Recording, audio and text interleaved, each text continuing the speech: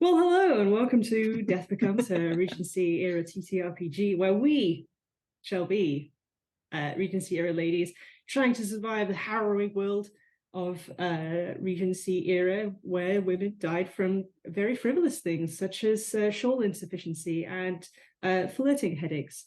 Things of this nature shall be the things that our players will be trying to overcome today. So let us begin by introducing our players.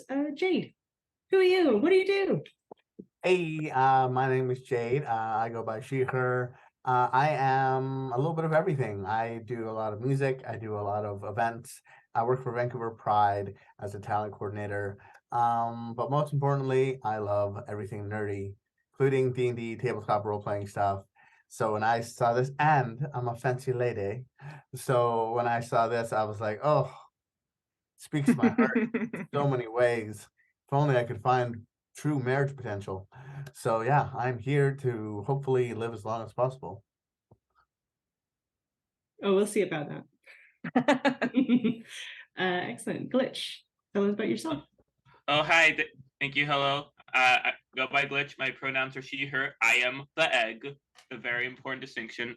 Not really doing anything specific, just kind of hanging around. And contrary, my goal is to die as much as possible. That is it. This is a very achievable goal. Congratulations. Trisha, I don't know anything about you. Who are you and what do you do? Well, I'm Trisha. I'm also with Work at Read, so I am a newbie to joining this stream, but I'm super excited to play with all of you. This is one of my favorite games, and I'm just going to plug that we have a new silent auction item, This Is Awkward t-shirt made by viewer Nicholas Turkin in the last few hours. So thank you so much. And our total right now is $1,650. So we're only $350 away from our goal. So let's see what we can do. Excellent. Fantastic. And Sarah. Hi, I'm Sarah. This is not my first time playing this game. I believe I was probably in the first round of playing this, right, Rachel? Yeah, I think so. Yeah, I've been playing games with Rachel and Trisha for a few years now, and I've not been playing much recently because I've been busy having a couple of kids. But I'm really excited to jump back into an event like this and support the community. I'm really looking forward to playing today. Excellent, thank you. And Graham. Hello, I'm Graham. My pronouns are he, him, and I am an old grandfather gamer. I've been playing for decades, and I'm excited to be a Regency lady today. Excellent, fantastic. Well, let's get into it. So to set a little bit of the scene, we're taking you back to the early 1800s. Turn of the century is a very tumultuous time in England with its beautiful, wonderful countryside and ever densifying cities. This is kind of a time in the Industrial Revolution when things are heating up a little bit. People are pouring into the cities, and the wealthy have these very sprawling country estates. Power is very much accumulated within the aristocracy, the upper class. So socializing yourself upwards is always a good target for a lady. So let's go ahead and meet our ladies. We'll join them when they are in a carriage all together, traveling to the estate of Havisham House, which is the residence of Lady Margaret Methuen. You've all been invited to take afternoon tea with Lady Methuen prior to an evening's entertainment at a gala where you will be helping Lady Methuen lure in some donations for her charitable cause. So who would like to go first on rolling their character, or has anybody prepared their character ahead of time? I've prepared mine already. Excellent. Graham, why don't you tell us about your lady? I'm Winifred Cotterswold, aged 16. Very available. A third of 5 siblings. I love singing and conversation. My father is a ship owner. A ship owner. I'm finding you on the Oh, fourth class. Yes, very good, very good. So you've got a bit of upward mobility there in your future potentially. Indeed, yes. Excellent, excellent. And quite young. So if you are wanting to find a husband in this game, which definitely is a thing that we will be doing, you might need to elope to Scotland, where the age of majority is a little bit lower than it is in the UK at this time. So fantastic. Okay, so Trisha, you've done this before. Let's show people how you make a lady. Okay. I'm going to roll 2d4s to determine my age range and marital status. I got a 2 and a 2. So I am approaching marriageable age. I'm between 18 and 21. I'll say I'm 20. And I'm married. So I'm approaching marriageable age, but I am currently married. Not totally satisfied, though. I'm looking to flirt. You already eloped to Scotland. Yeah. And I am the fourth of 4 children. I enjoy... Winifred, what were your interests? I love singing and conversation. Oh, well, then I will be interested in instruments and brisk walks. Instruments and brisk walks, fantastic. And I am 5th class and a shopkeeper's daughter. Oh my. So it's a good thing I married already because my prospects are low. Oh, excellent. And my name is Penelope Clearwater. You can call me Penny.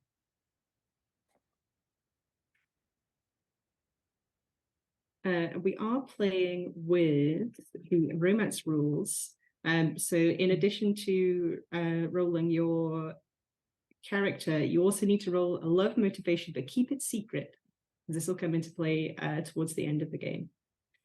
You're wanting to, if you're looking to find a match, you will want to try and match as closely with their love motivation as possible if you want a happy ending. So same for Winifred as well. Make that roll and keep it secret for now. Excellent. Jade, would you like to make a lady? Absolutely, a little sugar and spice. Okay, 2d6s. No, 2d4s. 2d4s to start, yeah. Right. Lies, all lies. Okay, the only thing I need are handy dandy d6s. Oh yeah, I told you wrong. Sorry. No problem. That's why I have a big bag of freaking dice. There we go. 4 and a 2. 4. Oh, you're an old maid. That means 26 plus. And a 2. Yeah. You were also married. I love it. Excellent. And what else do I need to roll? Next is 2d6, which the larger of the 2 is the number of siblings that you have, and then the smaller number is your order in those siblings. 6 and a 1. So you have 6 siblings, and you were the firstborn. Oh. I love it. You can choose 2 interests from the list of needlework, music, instruments, or music singing, reading, painting, horses, just horses, letter writing, brisk walks, whist, dancing, conversation, or drawing. What is whist? It's a card game, I believe. Okay. Yeah. I will be all about horses Excellent. and conversation, which we'll probably be talking about horses. Horses and talking about horses. I love it. The next is 2d4, and this will decide your class and your father's occupation. 2 and a 2. 2 and a 2. You are the 3rd class daughter of a doctor. Ooh. Congratulations. So far, you're the most distinguished lady in this carriage. Darn tootin'. Excellent. And what's your name? My name is Donna Tello. Yes. Donna. Hello. Italian or something from the continent. How exotic. Excellent. And Glitch, shall we make you a lady? Oh, and don't forget to roll your love motivation, Jade. Sorry. This did that. Keep a secret. Glitch, are you with us? Might be muted. Muted. Oops, I just realized I was muted. My bad. All right. I did roll my first before I was muted though. That was a 1 and 2. 1 and a 2. So you're quite young. You're between 15 and 17. Also married. Everybody's married here. This is going to be very complicated. Maybe we get a many tragic letters as we disembark from our carriage. No, as soon as we step off the carriage, we all get a bunch of black envelopes. Mm-hmm. There has been many deaths. Yeah, and then I need to roll my 2d6, right? That's correct, for sibling order. Yep. Right. That's a 6 and a 5. Okay, so 6 siblings, and you're close to the bottom of the sibling pile there. That is very similar to how I actually shake out, so that works. Excellent. And then I need to pick 2 interests, correct? Yes, please. I am very interested in reading and whist, so I can read the whist cards. Excellent. And then your 2d4s for your class. All right. First d4 is a 2. Second d4 is a 1. So third class clergy. Mm-hmm. Now, what is your lady's name? That is totally a thing I picked out ahead of time. Grace. Dang, why are these names so hard to pronounce? We'll just go with Grant. Grace Grant. We are known for one thing in this family, and it's alliteration. That's all we have. Fantastic. And Sarah, let's make a lady for you. You might also be muted.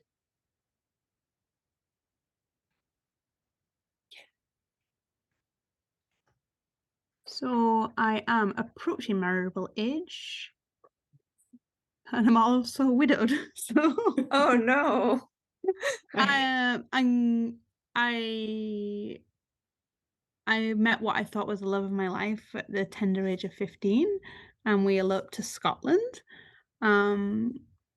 And tragically, my spouse died on the carriage ride home in a terrible horse accident. Oh, wow. So yeah, I am 18 now. I enjoy brisk walks because I need that fresh air, and painting. Excellent. Brisk walks and painting. Yes. And your class. Let's establish that. Yep.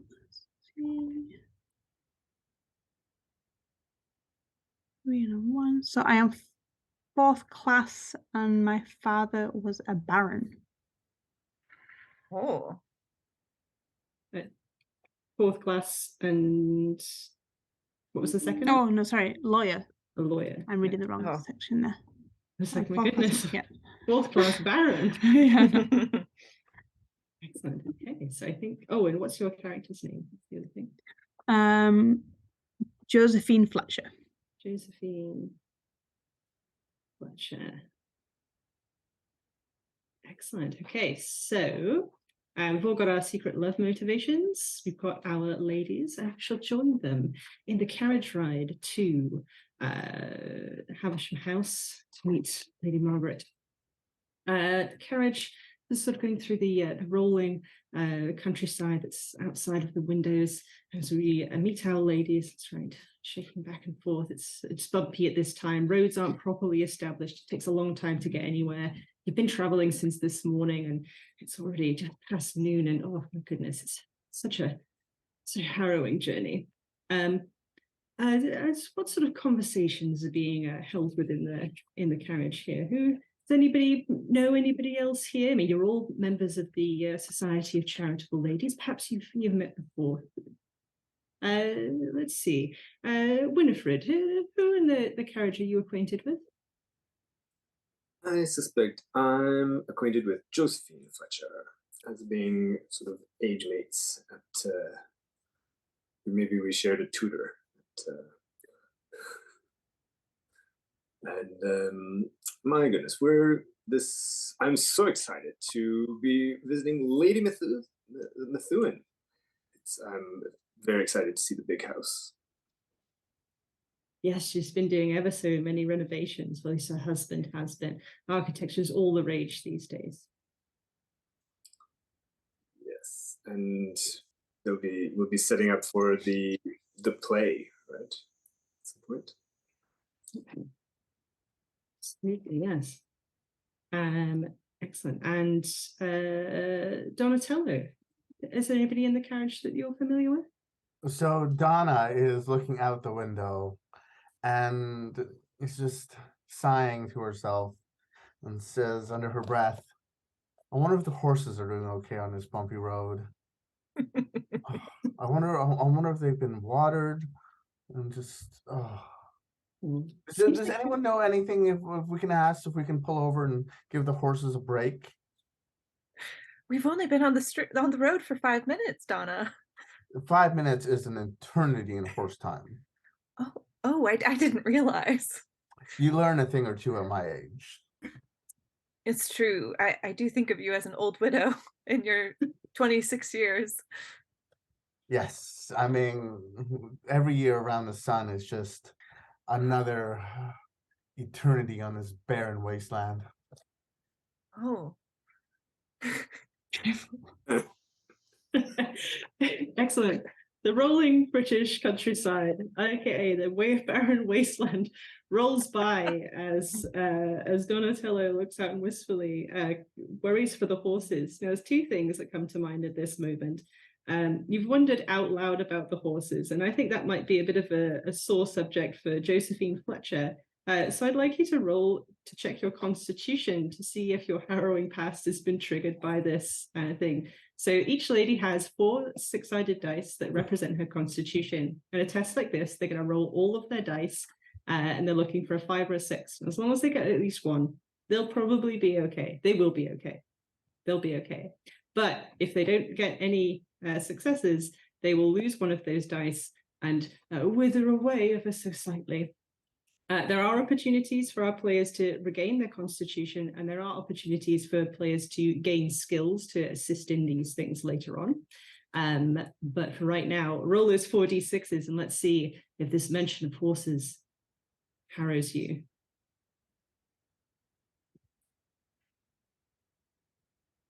Oh, I'm extremely harrowed. Oh, Did no. you fail? Oh, okay. Well, I'm very sorry, but yes, you do look out of the window also, probably the other window, perhaps, thinking of your poor dead husband on that carriage ride, much like this one. You lose one of your constitution dice. Also, Donatello, I feel like your concern for the horses might constitute pony exhaustion, which is on the list of things, so I'm going to need you to also roll constitution to see if your emotional distress for the horses turns into some actual physical distress. I love it because I'm already so distressed from the ride that I've already lost a single dice. So now I am down, and just the sheer thought of how exhausted I am, and now that how exhausted these horses are. Let's see. Thank goodness, 2 6s. Oh, well done. Nice. Good roll. Excellent. Okay. At least they're strong for me. I don't want to be strong as long as the ponies are strong. Mm-hmm. Excellent. Okay. Strong like glue. Oh my. Grace Grant, did you say that out loud? I absolutely did. This character's one character trait is out of pocket, apparently. My goodness. You're trying to kill poor Donna.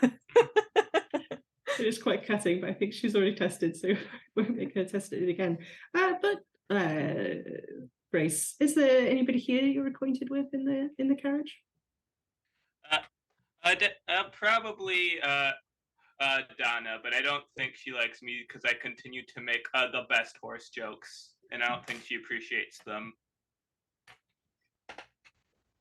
There's two kinds of horse girls. The right one and the wrong one. Excellent. And Penelope, are you acquainted with anybody in this carriage already? So as the youngest of 6, I think I've seen everyone around, all of these young ladies of varying levels of acquaintance. But I've been kept at home quite a bit. This is kind of my first time out and about, as like I've just been recently married. I'm allowed to have my own life now, as long as it's only ladies and no men at all. I'm secretly hoping for some men. So I'm very intrigued. I'm excited to get to know everyone. I'm really excited to join this Society of Charitable Ladies, and yeah, like make a name for myself. Excellent, excellent. And are you trying to make conversation with anybody at all? I'm really invested in being best friends with everyone. So when this horse joke goes off about horses becoming glue, I will laugh very loudly and try to like both cover up the joke, but also make Grace think that I was laughing like at the joke, but just direct glue. That's such a newfangled invention that I heard is made from Jell-O, which is just from little packets that you can buy at the store. My father sells them in his shop. No, from what I heard, it's entirely withdrawn. You see, they take the ones that can't run anymore. You just see Donna's eyes just narrow as I'm looking out the window, and my hands just get ever so slightly tighter upon the windowsill. Excellent. Are you feeling quite all right? You seem to be rather piqued. Miss Fletcher, because of her dead husband. She was enough talk of horses is stressful enough being in a carriage after 3 years. I just want to get to this event with no mishaps. At least the weather is fine right now. It's a very fine journey. It's only 2 hours more. Oh, 2 hours. And you would know something about mishaps, wouldn't you, Josephine? Yes. It was 3 years ago that we had a terrible, terrible carriage ride on our way home from Scotland. Myself and my husband, John. From Scotland? Had you just been married? Exactly. We had just been married. And we were on our way home after our honeymoon in Scotland. And the road was like a river. The weather was just disastrous. Maybe it was our Lord saying a certain message about certain things the Scottish do. It's the Lord's judgment.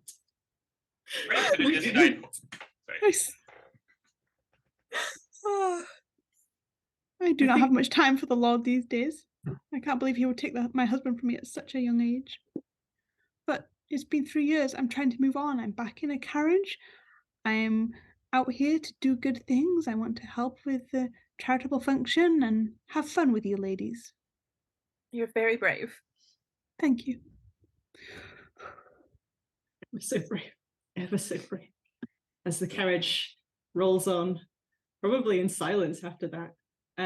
What sort of quiet things are you doing to keep busy? Perhaps you're leaning into some of your hobbies a little bit. Yes, I think Winifred is probably trying in vain to get everyone to pay attention to her, trying to talk to everyone. But in finding sort of being stonewalled, maybe just hums to herself. Excellent. Okay. Anybody else? Yeah, Penny will like hearing Winifred humming. Penny will just kind of lightly tap on the side of the door, trying to like kind of make some music. Donna, I don't know if anyone ever was in a car trip, in the real world. And you look out the window and you pretend like you're a little car and you're going along the mountains kind of thing. You like little jumps and things. I'm doing that here, but I'm a horse. And I'm just pretending I'm a little horse, and I'm just jumping over the little hills on the outside the carriage window. You're trying to get me to make Josephine roll again for horses, aren't you? Horses These tiny are little, my life. tiny little nays as these things are going. But no, she's had enough. She'd already mentioned about many different things. Okay. Excellent. Okay. Anybody else indulging their passions? Yes, I'm playing solitaire and losing horribly. I imagine that's quite difficult in a moving carriage. That's why I'm losing. My cards keep falling. I only have so many. Points for trying.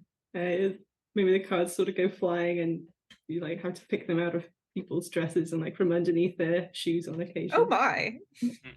Oops, my bad. However, you do have the Ace of Clubs, so I think that means good fortune, maybe. Oh, are you a fortune teller? Totally. Yes, absolutely. I will tell your fortune for £3 at a time. £3. Word. Hi. That's a rip-off. That's how good I am at it. Yes, Well, we'll see if I have good fortune from this Ace of Clubs. Yeah, yes, that one's on the house. Excellent. Okay. So the hours pass by, and our ladies are transported. The Methuen estate comes into view. You pass through these big stone. There's a stone wall with a big iron gate that swings open for you, and you think, "Oh my goodness, we must be close to the end of your journey." Well, Methuen estate is quite large, so yeah, more countryside rolls past. You'll get a little bit impatient to arrive at the estate, and as you are passing through the grounds, you notice, the Folly Castle, where maybe we'll be seeing the battle reenactment later on today. You'd remembered something about that in the invite. Just as an aside note, when people in this era were like revamping their estates, there was this big rage for Folly Castles, which was like they used to build a castle and then like make it look like it was run down. This was a thing I learned about and fell down a complete rabbit hole. So now you know it too. It's like when people buy jeans that are already distressed. Oh, yeah, you're right. Except on a much larger scale. Yeah, it's the 17th century version of that, I guess. Excellent. So you roll by the Folly Castle and yet more grounds and yet more grounds. And finally, the house comes into view. It does look very splendid, like it's just been redone. It looks very good. All the gravel's all like fresh, and it crunches under the hooves of the horses and under the wheels of the carriage as you pull up. The door is opened for you by a kindly looking butler. And as you step out, I would like all of you to roll Constitution for how much jostling you have taken on this journey. So all ladies, please test your Constitution. Penny is fine. Penny's okay. Well, I got absolutely no sixes. Did you get 5? 5 or 6 counts as a success. Nope, I got all ones. Oh, well, I'm afraid, Grace, that this has been a very harrowing journey for you. Because it was all a solitaire, baby. I'm not sure what it was exactly, but you do feel rather damaged by this arduous journey. It's like when you're reading on a car ride. I got terribly car sick. Mm. And Winifred also all failures, so unfortunately not having a very nice time of it. Maybe takes a bit of a tumble as she gets out of the carriage. Goodness. I think as I rehear Grace's joke about horses in my head over and over and over, I too just fail at life and take more emotional damage than anything. Yeah. How did Josephine do? I'm sure you're not surprised that there were no 5s or 6s in Josephine's roll after that carriage ride. My goodness. She shakily steps down the stairs of the carriage and is so glad to feel gravel beneath her feet. Oh my goodness. That's amazing. So as you all step out of the, I mean, that is amazing. I've made people roll for the journey many times, and so many failures so early on. I can tell this is going to be a great game. As you emerge from the carriage, so disheveled and just run down from this journey, apart from Penelope, the butler that's come out to meet you and has opened the door says, "Thank you, ladies, for coming. Let me allow you to take you inside. I'm afraid the journey does seem to have been quite harrowing for you, but there isn't too much time to rest. Lady Methuen, we are preparing an afternoon tea for you at this moment." He turns to the coach driver and says, how was the journey? Are the horses okay? And the carriage driver turns over and says, "Oh, no, I think one of them might have got a bit lame." He does say no rather loudly, which somebody donated $25, and this does trigger every lady within hearing range of somebody saying no very loudly to have to roll Constitution. So please, after emerging from this carriage, please donate, or please roll again to test, see if you can withstand this assault on your ears. Not the horses. And with one less die after you fail, right? It is, right. Yes, if you fail, you have to remove one of those dice and you're rolling with just however many you have left. Well, I once again failed. I just can't handle the horses, apparently. After seeing Grace feel some emotional attachment to the horses, I get a little bit happier and I do not fail. And I have a little grin on my face knowing that Grace is ever closer to death. Of course. Fantastic. We've got a lady rivalry already. I feel so faint from this. I don't know how I can possibly drink tea after that horrible shout. Penny looks around at this group of weak women who clearly did not grow up with 5 siblings. She's feeling great. None of this is phasing her, but everyone is just wilting around her. Josephine is absolutely fine now because she is on solid ground. So Josephine kind of looks at Penelope and is like, okay, I just want a cup of tea. I feel I might be joining the horses in the glue factory in a moment. The human factory. Instead of afternoon tea, we should all have some sherry. We should all have a drink. To restore our constitution. So that works, right? Yeah, I mean, why not? You can certainly try it. I'm not going to drink stop until you can't feel anything.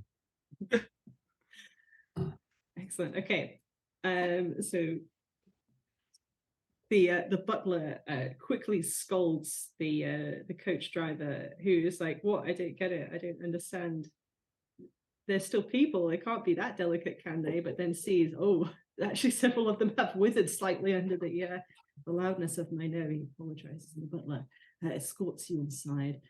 Your luggage is to be taken to your rooms, and you're escorted to the beautiful drawing room of Lady Methuen, where she sits with her cup and saucer in front of her, beautiful spread laid out, and different kind of scones, little sandwiches, little fancy delights for you. She welcomes you and says, ladies, finally you've arrived. I'm so sorry for the awful rush with the carriage. It would have been better, I know, to have staged the journey over a number of days, but I'm ever so sorry. It was a terrible rush just to try and get everything organized for tonight. But I'm so glad that you're here to help. Please take a seat anywhere you'd like. So as we come into this room, I'd like you all to take a look around and tell me what in this room stands out to you as you take it all in for the first time. For me, with my fondness of painting, it's the magnificent artwork. There's some beautiful pieces. There's some nice countryside landscapes, and there's some portraits of the family. Just beautiful oil work. Excellent.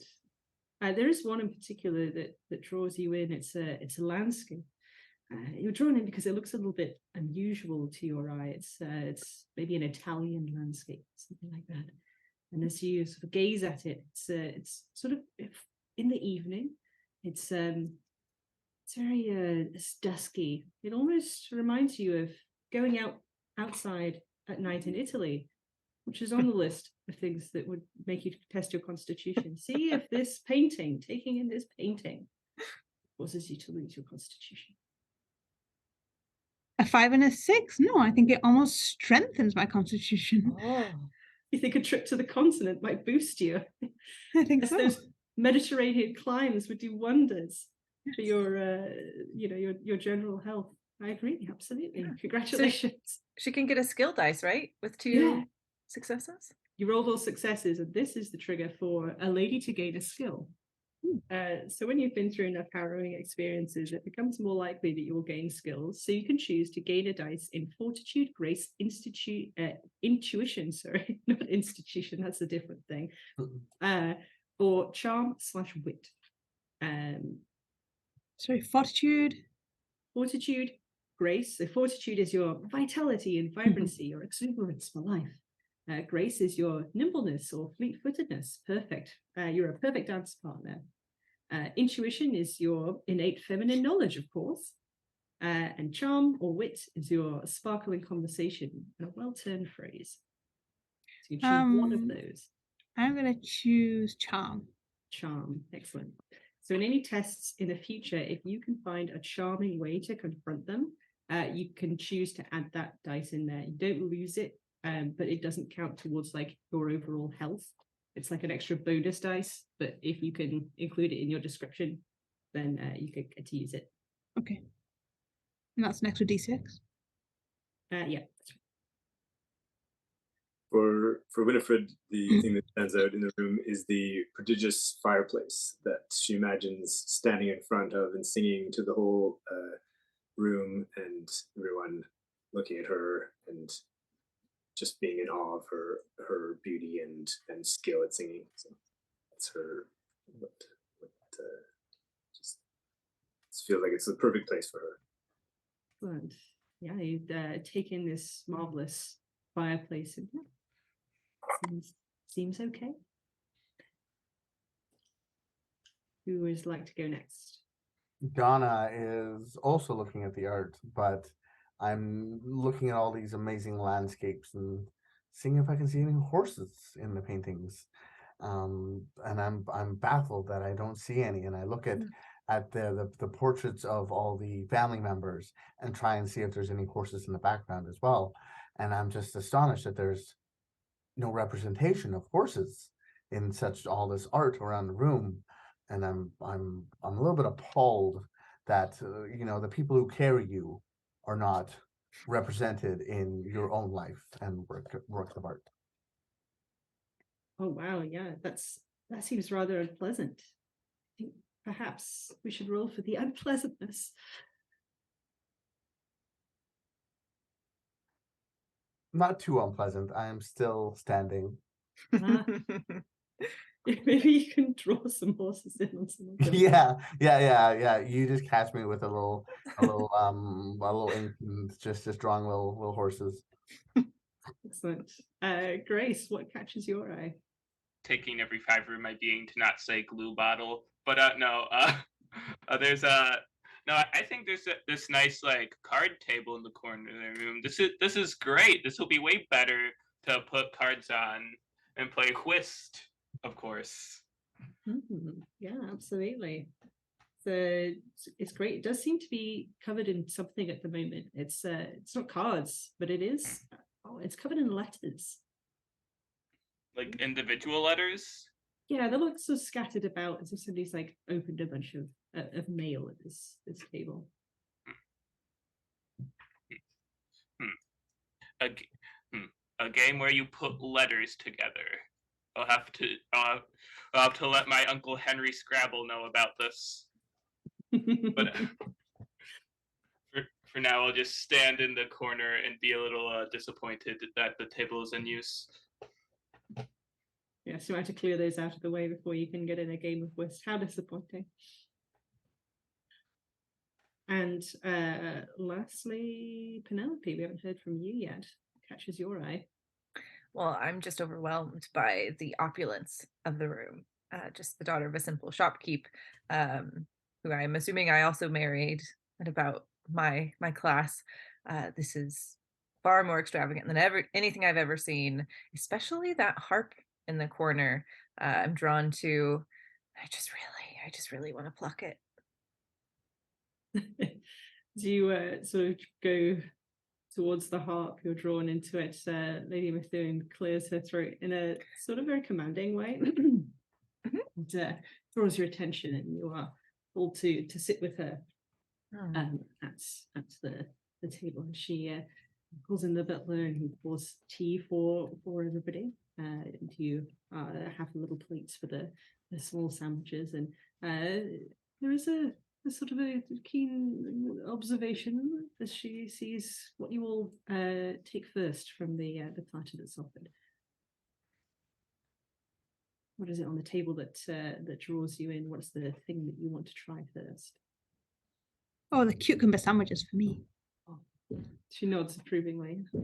Yes, absolutely. Cucumber sandwiches. I noticed the crusts are deftly removed. Crusts? They come with crusts. Lady Methuen has never seen a crust in her life. No, they feed the crust to the help, clearly. Donna will look at because it was someone who served us, right? Yes. And in a very scolding way, he's like, I believe I asked for sherry. I don't drink such weak stuff at this time of day. The butler looks up and glances over at Lady Methuen, who gives a subtle nod, and he'll disappear off to go and rustle up some sherry at this hour. And I shout, and I'm like, and make it hot. No one likes a cold sherry. No, only in hell do they serve cold sherry. Lady Methuen sort of glances over to you and says, Donna and Miss Tello, yes. My goodness, it's quite unusual to take sherry at this hour, and particularly served warm. Is this a continental thing? Some sort of fashion I should know about? When you've seen as many moons go by as I have, dear, you learn to appreciate sherry at any time of the day. Oh, yes. I've been through that phase myself. Yes. Well, thank you all for coming. This is very delightful for you to join me here at my humble abode.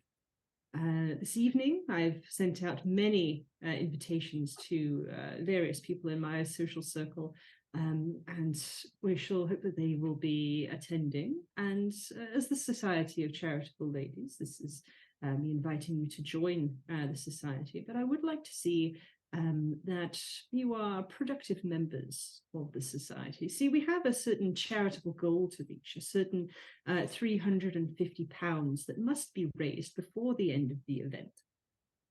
So far, we have collected, at least some amount has been promised, £75 or so, but it does leave us rather short of our target. And ladies, well, this is where you come in. You see, I need us to secure donations from our benefactors who shall be arriving.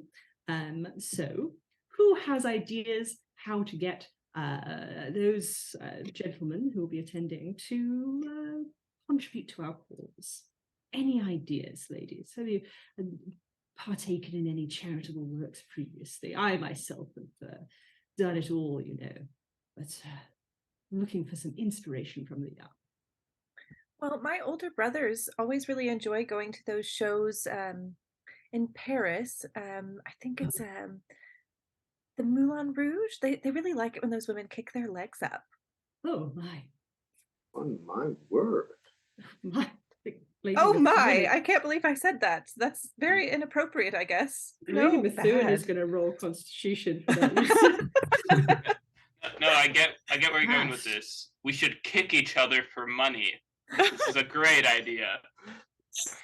Oh, Grace. Oh, Donna. Sit on other sides of this room. My goodness. Well, I mean, I suppose that we could do that, yes. What if we were to kick up a storm on the dance floor? That was more what I had in mind. Maybe we should show off our good dancing skills, and then the menfolk will be inclined to donate to our charitable causes. Yes, that's definitely what I meant. My brothers are good men. Yes, well, I mean, certainly, perhaps there should be a fee to be put on our dance cards. Ooh, a fee for the dance cards. Now we're talking. I'm sure many men would pay handsomely to be put onto my dance card. Excellent, excellent, yes. But I was thinking that we should be sure to invite the reverend, because if the church is here, then surely everyone will be in a much more charitable mood. Oh, yes. Excellent idea. Yes, a man of God, the reverend. Okay. You should excellent. lead by example. Mm-hmm. And do you know what they have in church? They have that booth where people can go confess sins. Mhm. What if we have the males come into the booth and offer some donations for perhaps a kiss?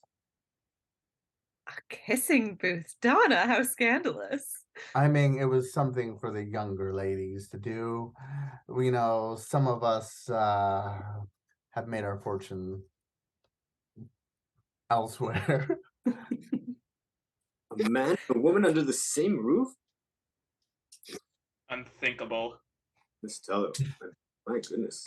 We could have our chaperone in the booth beside us as we're kissing the strange men. Oh, then that would make it quite all right. Yeah. That's Yes, very appropriate. We could even hire the help to kiss for us. Oh, no, that won't do. Now you're going too far. My goodness. Perhaps we could do horse rides. Not the horses, they've been through enough. Oh, no, not the horse. Well, we've got all those horses out there. They've got to do something. They need to rest before the next carriage ride. Mm. They're gonna have to be Sure. bringing people up and down this driveway. No, I don't think we need to put the horses through anything else. I've got an idea. I do love painting. I think I have some skill. I could do like miniature portraits of people, or maybe their favorite pet or something. That sounds like a splendid idea. Yes, I do imagine that people will enjoy sitting still long enough to have their portrait drawn. That's a wonderful idea. It's like a self-portrait, you mean? portrait of No, I will draw the patrons can pay to have their portrait painted by myself. Oh, but it would be like of them, right? Yes. Could we name it a selfie? Oh, it's very clever. It's Sort of catchy, isn't it? catchy names, catch some dollars. Yes. Okay, fantastic. The great ideas. Anything else, Slade? Any other events this evening? Well, I, as I have been informed, am great at fortune telling, definitely. So I could set up a fortune telling booth near the entrance and charge the men as they come in. Excellent. Fortune telling at the door, I see, yes. Will I meet the love of my life this evening? You should probably always answer with yes. How much or have you always answer yes? That is a great idea. Or to put the idea of charitable donation in their mind. Oh yes, I see great things in the philanthropic field for you. Yes. Something like that. Yes, this is all fantastic ideas. I love it, ladies. Love it.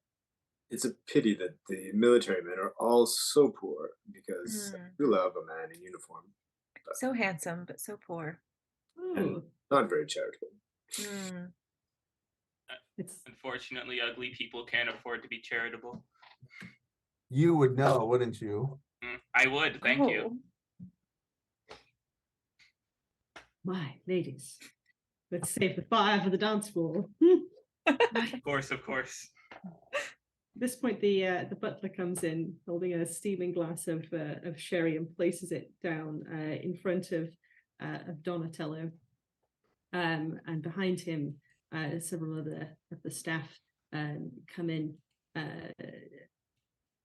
You notice that the uniforms seem very, very new, and as they go to place yet more food in front of you, they sort of like, they seem a little nervous, or like something's maybe a little bit amiss. They put down the trays and sort of shuffle off, and the butler sort of gives them a little encouragement and a nod in the right direction, and he says to Donatello, yes, I hope that this is to your liking. I wasn't sure quite how hot it was to be, so do be a little careful. He nods to Lady Methuen, and Lady Methuen is looking over the plate and say, Jenkins, what is that? That little sort of round red thing. Is that a crust on it? Jenkins says, yes, Mom. It is a crust. It's this new thing that the chef, the new chef that we hired for the event this evening, insisted that was very good. It's like a very small piece of bread. Methuen looks at it and I'm not sure that I like it. And Jane says, it's very good, Mom. It is from the continent. They call it a baguette. Methuen says, oh, my goodness, is it English? And Jenkins says, oh, no, Mom, no, it's not. He says no very loudly. Oh no. Means you all have to roll your roll for Constitution. Our poor delicate ears. Yes. Just scraped by that one with one success. Oh. I once again failed and down to my final Constitution die. I'm not doing too well. This is Winifred, also down to 1. I seem to also be following Glitch, and I'm down to 1. Oh my goodness. I'm taking you down with me. Several of the ladies seem to be Sarah, quite you're compromised. muted. I'm also down to 1 dice. I think I might need a period of convalescence. Wow. Okay. It's fantastic. At the sight of you, actually, let me roll for Lady Margaret. She succeeded. She is okay. She's seen some stuff. She looks at Jenkins, horrified. A butler of hers saying no so loudly in the presence of ladies, he should know better, and she scolds him thusly. He begs and apologizes and says, I'm so sorry, Mom, I'm so sorry, and backs out of the room, and she apologizes to you profusely. I'm so sorry, I don't know what's come over him, but we have had to take on a lot of extra staff. He's probably very overworked. Poor Jenkins, I suppose, but he is quite busy. I'm sorry for this break in decorum. Please forgive me. I mean, we almost had a massacre there, but okay. That was almost the end of us. Mm-hmm. How's the sherry, Donatello? By being so shocked, I have not even partaken in it, and I go quickly, and I'm like, oh, I must still my beating heart, and go and finally have a sip of this sherry. We know what's coming. Yeah, and I'm dreadful that it is cold. By the time I've been drinking it, it might have cooled too much. It might have cooled too little. Let's find out. Please roll that remaining dice.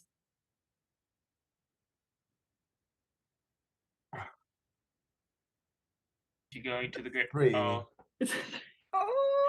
Upon taking a sip of sherry, Donatello passes away right there. What does it look like? Describe it to us.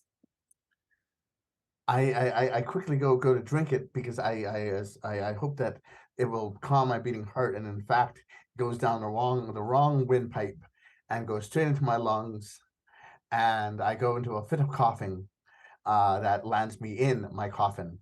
My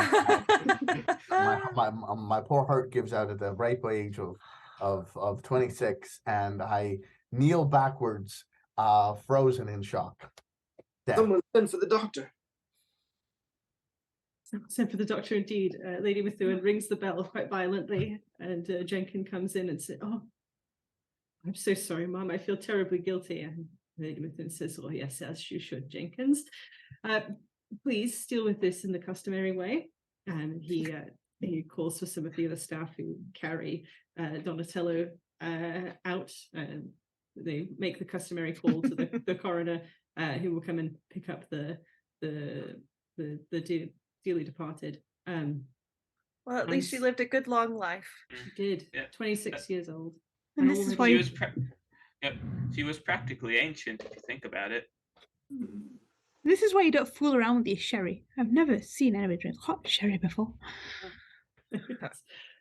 Yes, they say that living on the continent is supposed to be good for your health, but I just don't see it myself.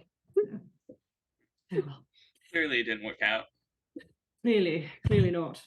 Well, Jade, at this point, I'll have you go through the steps to make your next lady. Let me know when you're ready, and maybe we'll have a late arrival to the party. In the meantime, we still have some other business to attend to. Now, these are all wonderful ideas, and I'm sure the kissing booth will still work out, even without Donatello's participation in it.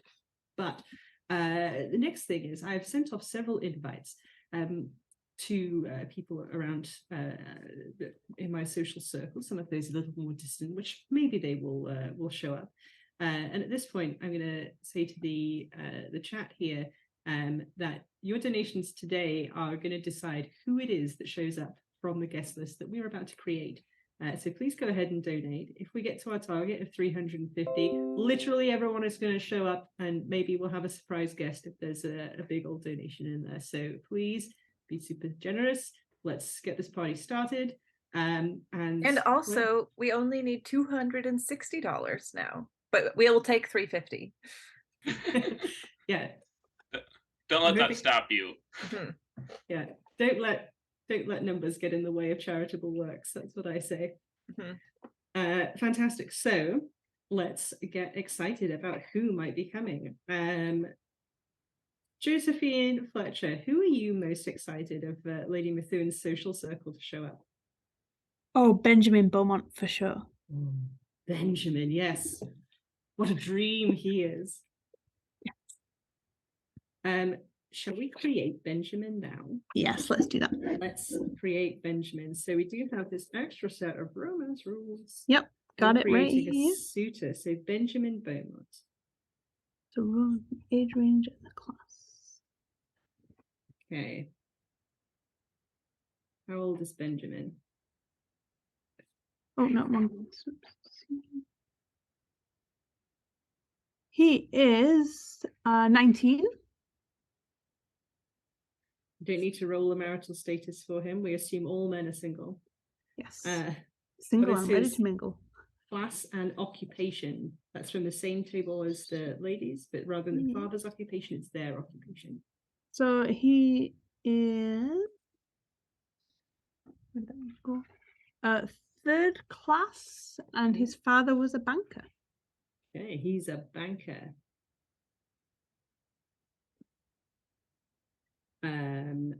Excellent. And then we'll roll his personality quirk. He's a bit of a bore, is old Benjamin. He's a bore, but he's a rich bore. A rich bore, yes. Best And kind. His love sorry, go ahead. love motivation will still remain secret. And I think maybe the secret will remain secret. And when we assign somebody to play Benjamin, they can roll. So I just write those ones down? Or they would roll them? Actually, let's roll the secret now. I think that's okay. It's a secret, but actually everybody knows because society gossip is terrible. What's his secret? He lost something very dear in the war. Okay. So if you want Benjamin to show up, let's get some donations on the go. Excellent. Who else are we excited to see?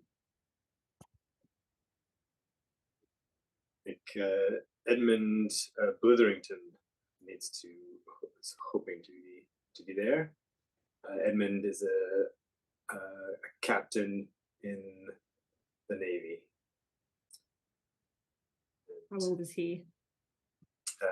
What do I roll for that? I don't have the thing. It's a D4.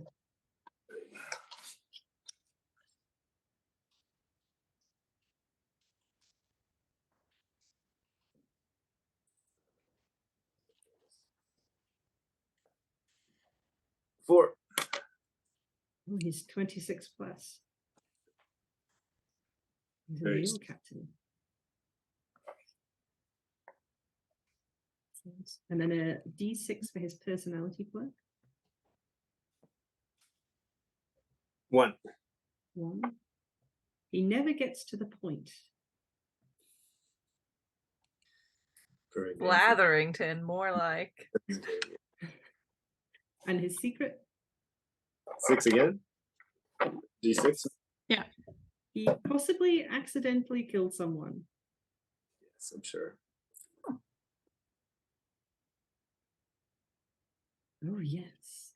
Edmund Blitherington. Oh, yes, he is ever such a... his conversations do tend to go on a bit, don't you find? No, I do not. I hang on to his every word. He is ever such a good conversationalist. And though he maybe doesn't quite listen as much to me as I would like. Oh, that's unfortunate. It is lovely reading his letters. Oh, are you corresponding? He's a friend of my brother, my elder brother.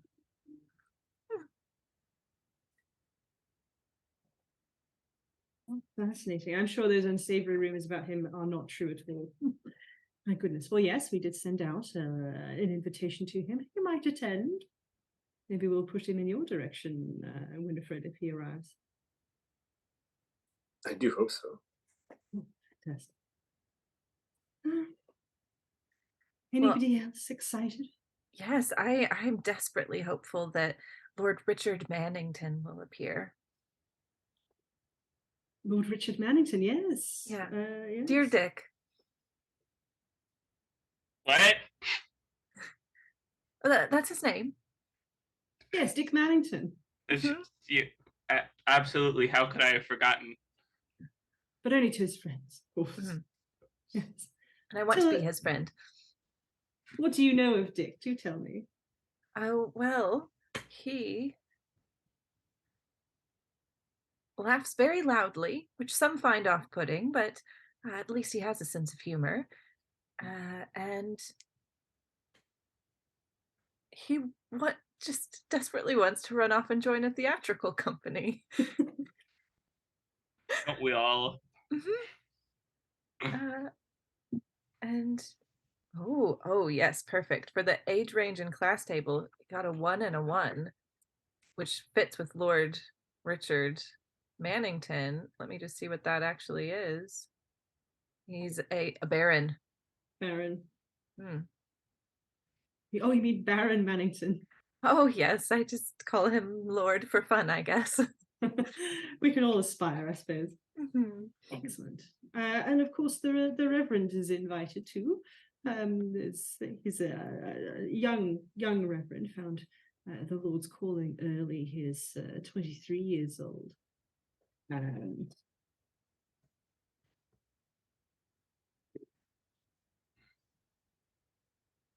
He's also can be a bit of a bore. He does drone on. I think it's all the practice, you know. He has on a Sunday. He's very good at the sermons, but it sounds like everything comes out as a bit of a sermon. Oh, okay. And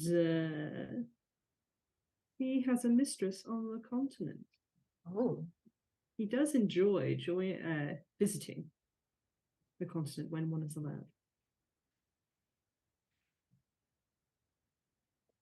Excellent. What was his name? Reverend, do we have a name? Reverend.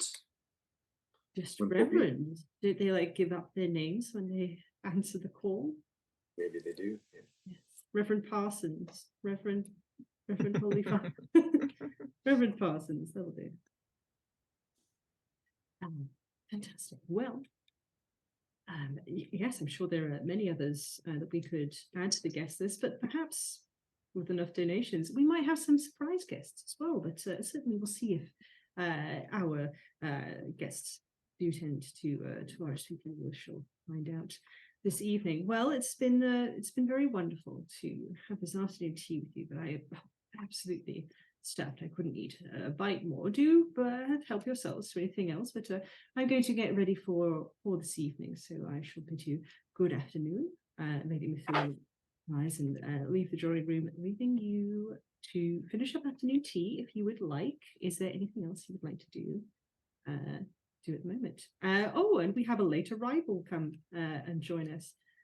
Just as Lady Mithun is about to leave, Jenkins opens the door and introduces to us Jade's new character, who is.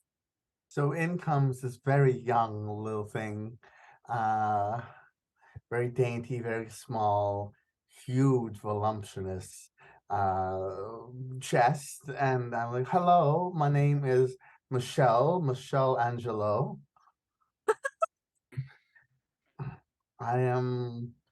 I'm here.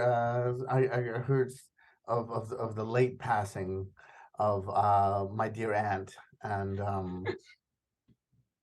I have come to fill her spot. I know I knew her well, and I always knew that the drink would get the better of her." Oh my, I'm so sorry for your loss, my dear. I'm just about to go and get ready for the gala this evening, but I'm sure the ladies can catch up. Thank you for coming ever so quickly in your aunt's stead. It was such a fast reaction from you. Well done. Welcome. Well, I always stay close to her because I know she will die soon. It's true. You do stand to inherit an awfully large sum. Mm-hmm. While Michelle is introducing herself, I would like to pocket some of the silver for charity, my own charity. Sure. There aren't such things as skill checks in this. I've been playing so much D&D. I want you to roll sleight of hand, but that's not how this works. I think you can just go ahead and do it. You're ladies. You know how to be discreet. Mm-hmm. You can pop it into your where are you popping the silver, and how much of it are you popping? I'm trying to get, so I've seen on TikTok how dresses worked back then. You'd have all these layers, and there was like an actual pocket that you would tie around. There would be a slit in your dress layer. So I'm trying to get them in my pocket. I'm not sure how many are going into the pocket and how many are going into just my skirts. So when I stand up, I mean, as long as no one's noticing, I do keep doing it. I'm fine with having to roll some sort of like performance constitution of like, this is probably kind of stressful for me. And those cucumber forks are pretty darn sharp. Yeah. Ow. You can murder somebody with them. I would never. Okay, yeah, sure. Let's roll for just general stress of committing crimes. Crime stress. Crime stress. Oh, I'm fine. This is fine. Penny's doing great. So you just keep doing it subtly. Anybody else? What's somebody else up to? I think I want to turn to Maya, and I go, "Good, you're here just in time. You can carry out your aunt's final wish of manning the kissing booth. It is what she wanted most." Oh, well, if it's one thing I'm good at, then I can always put it to use. Oh my. Never mind. Maybe we should find somebody else. Oh no, we need someone with skill. All right. Volunteer is a volunteer. Fair enough.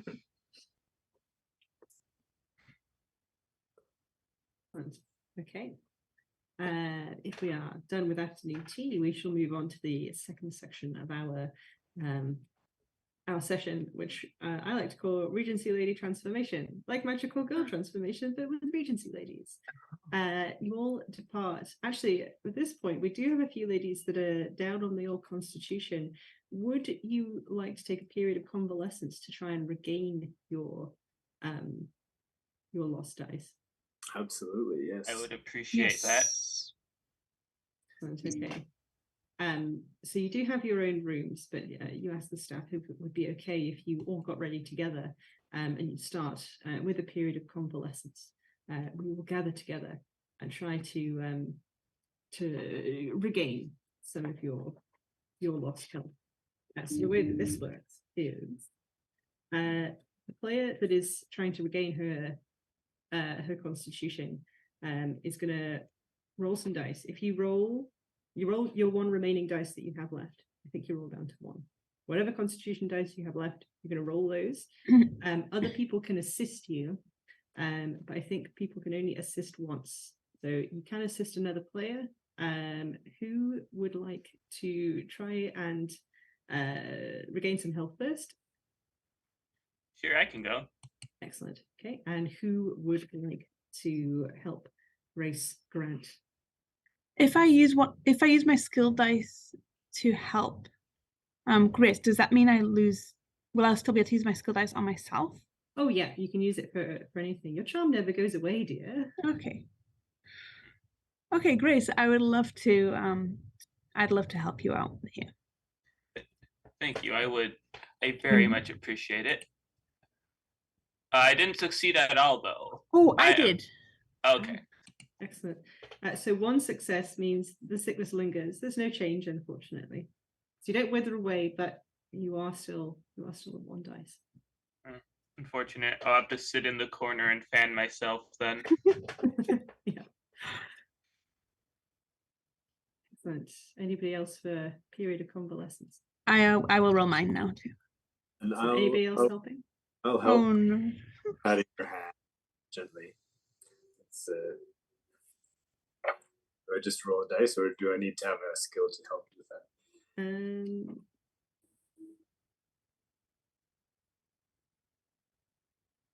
Yeah, you can roll the constitution dice that you have left because I don't think you have a skill. But I do want you to be able to help, so go ahead. Okay. I rolled a 6. For a 6 success. But still only 1 success. The sickness lingers. Oh.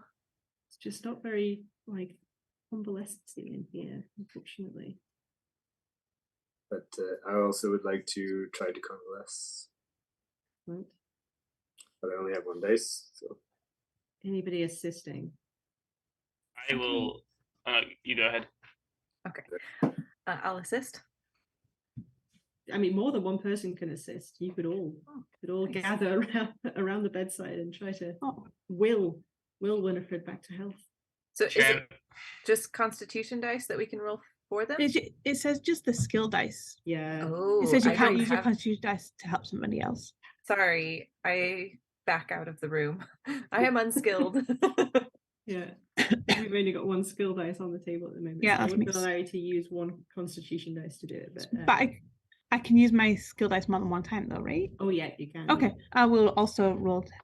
Just go from room to room. But just a trying 3. To help. Yeah, but just a 3. I'm sorry, my charm didn't work this time. But was that no successes? I have yet to try. Hold on. Let me see if I can channel my energy into you. Oh, you need a skill. Oops. Sorry, my mistake. There was 0 successes. That's correct? Well, Is that right? there was 1 success, but that's not. 1 success. Okay. You don't shuffle off this mortal coil. You stay firmly attached to the mortal coil, kind of. You still precarious, but unfortunately, there's no convalescence to be had here. We will go into magical girl transformation. Excellent. So, what are you all doing to get ready? Let's do a little hop in to all the different rooms. Where you walk into your room and your luggage has been laid out for you. Everything has been emptied and put away and is in the obvious place. It's like the staff sort of just know the inside of your mind better than you do even maybe. And you have a maid to assist you, or as many as you want or need. So please, let's start with Grace. And tell me about your Regency Lady transformation. I definitely think that you should maybe start with somebody else because I really have to use the bathroom. I will be right back. I'm so sorry. Oh yeah, okay. Let's go with Winifred. All right. Well, obviously Winifred must start to lace up her bodice there, nice and tight to get the best cleavage going. And her dress is a nice bright golden yellow, and with high lacy collar, and she pulls out an enormous amount of peacock feathers that she begins like arranging in her hair and twirling the curls around her face so that she's very very visible, and as these feathers like bob and dash like a little grouse in the grass. Oh, nice. Excellent. It seems wonderful. Yeah. As the maids are maybe helping you lace into that bodice, I'm going to have you roll that remaining Constitution dice to see if it is maybe a little too tight. And it's a 4, so it is. Like, oh, the maids just sort of keep going because they know that it's the right noise that you should be making. And it's only after like 5 or 10 minutes of like, I can't get it any tighter, Betty. I just keep going. They notice that actually your head's sort of lolled to the side, and you have in fact died in the corset. They arrange you in such a way that it seems like maybe you were staring out of the window and got lost in thought and faded away so that they don't get in trouble. And then they go and call the butler, and we'll have you create another lady who shall arrive late to the party. Oh, Wow, you were just straight up murdered. Yeah. I thought they were helping. At least you looked beautiful while being murdered. Okay, sorry, manslaughter.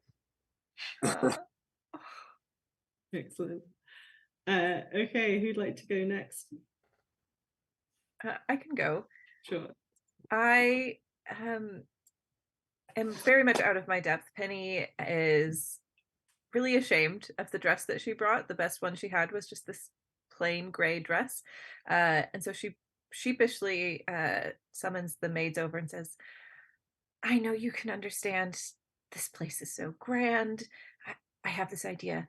And I pull out all of the silver that I've stolen and I ask them to help me make an elaborate headdress. Dirty silverware? No, it's clean now somehow. You ask them to take it to the kitchen and clean it and bring it back. Mm-hmm. Well, clearly her dress is so big that can fit everything, including the kitchen sink. That's why they're clean. Basically, Yeah. I got a bustle. Excellent. Okay. So they'll help you out. They'll sort of like arrange it. And it looks very good. It's very dazzling. It catches the light like splendidly. Maybe a little too dazzling. Roll for dazzlement. Oh man. Oh, I got 3 successes. Oh, you think you're just dazzling enough. Ah. Doesn't that get her a skill then? No, I still have 4 dice. Oh, touche. Penny is sturdy. But okay. Gracie, are you ready to get ready? I indeed am. I think I'm definitely not doing anything too much. Just like a simple, all fancy, dress. I think nice, a nice blue color. I think. But what I do spend most of my time doing actually is making a very nice and elaborate fortune-telling sign that I am going to bewilder everybody with if I do not die within the next 5 minutes. Excellent. Okay. Yes, you can definitely spend your time doing that. You are more focused on the charitable works than on your appearance. It's very very conscientious of you. Well done. Michelle Angelo, what does your transformation look like? So as I wander into the room, I gather a bunch of beautiful maids around me. And you know that scene in Cinderella when she has all the animals kind of helping build her dress? Yeah. I am singing, and I have named all of them different animal names because that's how much underneath me I believe they are. And I'm having them build me a custom dress by the blood and sweat and tears of their own hands and needles. As I just dance around the room. I'm not making it easy. I am dancing and singing. And to be precise, I am singing about horses because that is one of my things. It's a family interest. It's a family interest. So just to clarify, she has to die to not get, and she has to roll to not get assaulted by these maids, right? That's what we're rolling for. I don't know. I think it's pretty good. The maids are very agitated as you're dancing around this this room. At one point you go to like sort of fall back on the day what's that sort of half sofa thing, a fainting couch. You go to fall back on it, and as you fall back amongst the pillows, I will have you roll for Constitution to see if there are maybe too many pillows or too few. Are there the right amount of pillows on this count for the maneuver that you're trying to pull here? One success. Yes, there are. You remain at full health. The maids take this opportunity to they kind of don't force it, but they do hold you still long enough for them to take the measurements they need to get this stuff going. Excellent. Who have we not seen transform yet? Okay, let's do our second final transformation. Josephine Fletcher. So I have changed into a beautiful forest green gown, and I have been admiring one of the maids' hair who helped me get into my gown. And so I'm talking to her and flattering her hairstyle and saying, do you think you could maybe assist me in doing something with my locks? Oh, she says, oh yes, I think I could absolutely be of service to you, ma'am. Why, thank you. So I'm going to sit and have my hair dressed by the maid, and then I will be getting my painting supplies ready to take to the party. Excellent. As you're being prepared, this maid sort of, she's a bit of a chatterer, and she tells you all about her family back in France who've suffered terribly in the war, and how she's over here to work, and she's taken this job with Lady Methuen to try and pay for send money back to her family back in France. It seems a little odd to you, but I suppose whatever. Really, and we do have one final transformation to get to. Graham, who's your new lady? My new lady is Miss Fanny Smythe Rumsby, aged 21 and a spinster. Third child of 6, loves needlework and dancing, is third class, daughter of a clergy, and that's all, I guess. And dressed to kill for the ball, for the reenactment, anyway. Excellent, fantastic. What kind of dress is she wearing? She's wearing sort of a very almost military cut jacket of blazing red with shiny buttons, and some, yes, very just very flamboyantly colored. Excellent. Okay, so I think we've all got a good picture of our ladies as they're getting ready. Finally, they are all reaching that time. They're waiting very patiently for the clock to strike 5 p.m. When they should be going down to the main hall to await and see who arrives. Hello and welcome back. Trisha, do you have an update for us? I sure do. Y'all, we are so close. We have raised $1,882. So we only have $118 left to reach our goal of 2,000. We're getting very close. So we still have some opportunities to donate here. You can donate $25 to have someone say no very loudly and make us roll our Constitution, or you can donate to have suitors show up. You can also just straight up donate if you want. And our silent auction is still going. We have a lot of items there that are selling like hotcakes. So get in there and let's make $118 more. Thank you, thank you. 118, we are so close. Excellent. Okay. So let's get back into it. We have had our ladies arrive at the estate of Lady Margaret Methuen, Haversham House.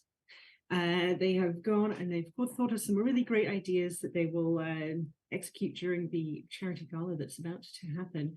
They've gone through their magical Regency lady transformations and are now their doors are opened for them by the staff.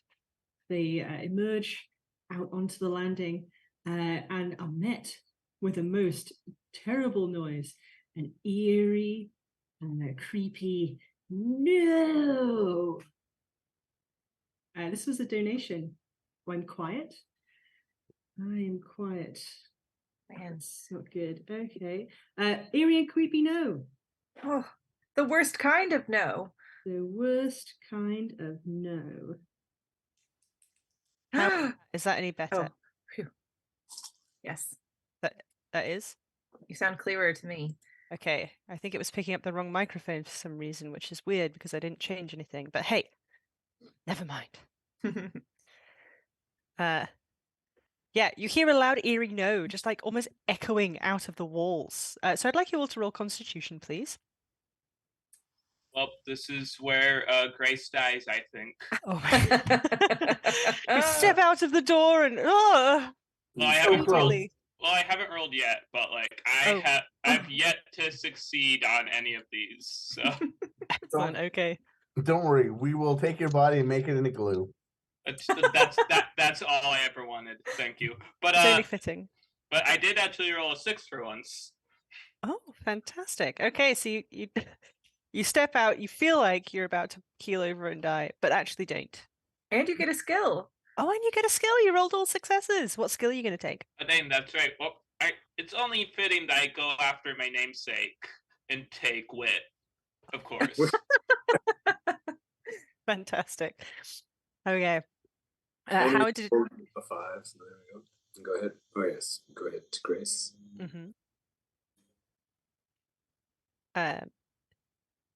Penelope, how did you do? Yeah, it was harrowing for a second, but I turned around and said, "Now, John!" But my brothers aren't here, but it's probably just someone pulling a prank. I'm fine. Yeah. They probably yell no behind you all the time, right? Always. I'm like, what? You want me to die? Excellent. Josephine, how did you do? I rolled double success. With 2 dice? Yeah. Did you get another skill? I was using my skill and my constitution. I still have 1 constitution dice. Oh, fantastic. So you did roll all successes. What other skill are you going to take? Or are you going to double down and just have twice as much charm? No, I think I'm going to take some fortitude because I think Josephine went through a lot at a young age. So I think fortitude would be a skill that she would be adept in. So Yeah, you've fortitude is what I'm going to add to my ranks. Excellent. Okay. Excellent. And Michelle, how did you do? So Michelle always knows that when people say no, they really mean yes. And I went through smashingly. No. Excellent. Okay, so everybody survived. It sounds like we carry on. You look around. Whoever could have said that? You don't see that unruly Jenkins, the butler. He's not forgotten his decorum. Again, as you congregate at the top of the stairs, you see that there is an argument going on between actually Jenkins and one of the young waitstaff that waited on you earlier. And you hear Jenkins say, "Well, that silver is missing, and I don't see anybody else here that could have taken it." Accusingly at the staff member, and they say, "No, it wasn't me. It wasn't me. No." A little slip in the accent at the end there. He shakes himself off and says, "It wasn't me. I didn't do it. I did not. Absolutely no." And he yells that last word. And we're going to have you roll again because it's really, really loud. And I think we had another donation for a no, so let's get in there. Michelle leans over and goes, "You can never trust those Scots." and then I lean over and die. Excellent. All the way down the stairs. Yeah, I think I'm coming down the stairs. I hear the first note, startles me. I miss a step and I fall down and crack my neck. Yes, we have a lady just literally fall down the stairs. Anybody else suffer any damage? Yeah, I didn't succeed on my rolls. Oh, no. uh, Are you dead? That was my last Constitution die. Oh no, just ladies toppling down the stairs. Really, You, the greatest enemy of any woman, stairs. So Especially in these heels. You I'd have like a to- point. yeah, I'd like to reskin this if I may. I love Grace falling down the stairs, but maybe Josephine goes to lean on her, knowing if you can just catch yourself, you would be fine. But she's already fallen down the stairs, so then you fall after her. Just two ladies, fall down these stairs. Jenkins turns in horror and turns back and says, "Now look what you've done," to this guy who just like looks terrified and just he runs out of the front door, knocking over or running into the first of our guests to arrive, who will be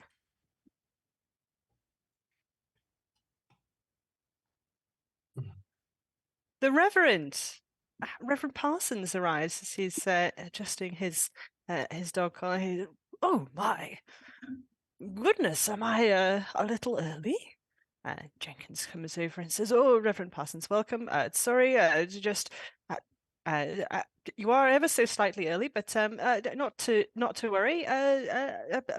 Perhaps you could be of assistance." And he gestures over to the two bodies that are lying at the bottom of the stairs. Reverend Parsons says, "Oh my, and these ladies are ever so delicate. I'm such a shame they should die so young. But yes, absolutely. Let me round up some more of the staff, and we'll deal with this. Absolutely, yes." And they wander off to find some more staff to do the customary disposal of bodies. That's correct. So this is a Man. frequent thing that happens in the Regency-era. Yeah, Penny was starting to feel kind of bad about the staff member being accused for stealing the silver, but then all of these ladies just died, and she remembered that life is short, and she really needs to like snag herself a richer husband than her current husband. So she does not feel bad about her silver headdress of cucumber forks. She realizes life is short and you have to use that short time to trade up. Yeah, every moment is precious. Miss My Rumsby steps over the two bodies of her and greets the Reverend. "Dear Reverend, thank you so much for coming to our charity event. I'm sure Lady Methuen will be so pleased that you came." Excellent. Yes, the Reverend greets you. The Reverend is on. Actually, no. Let's leave the Reverend out of our list of suitors. Sarah and Glitch, if you could roll your ladies, let me know when you're ready, and they shall arrive hastily by carriage. Oh, I already rolled one up ahead of time. Oh, fantastic. Okay, who arrives in the carriage? Well, of course, we've got Lady Hannah Campbell. You know, she's young, only 16. However, she is still widowed though. Already. So which definitely shook her. She walks out. She looks very meekly around. There's a lot going on, and pretty much nothing doesn't get to her. So she just kind of walks in and just kind of stands in the corner. I wave at Hannah, and I'm like, Hannah, it's me, it's me, Michelle. Of course, I know you very well from school. Yes, because didn't I just hear that your father just hit it off big with his brand of soup?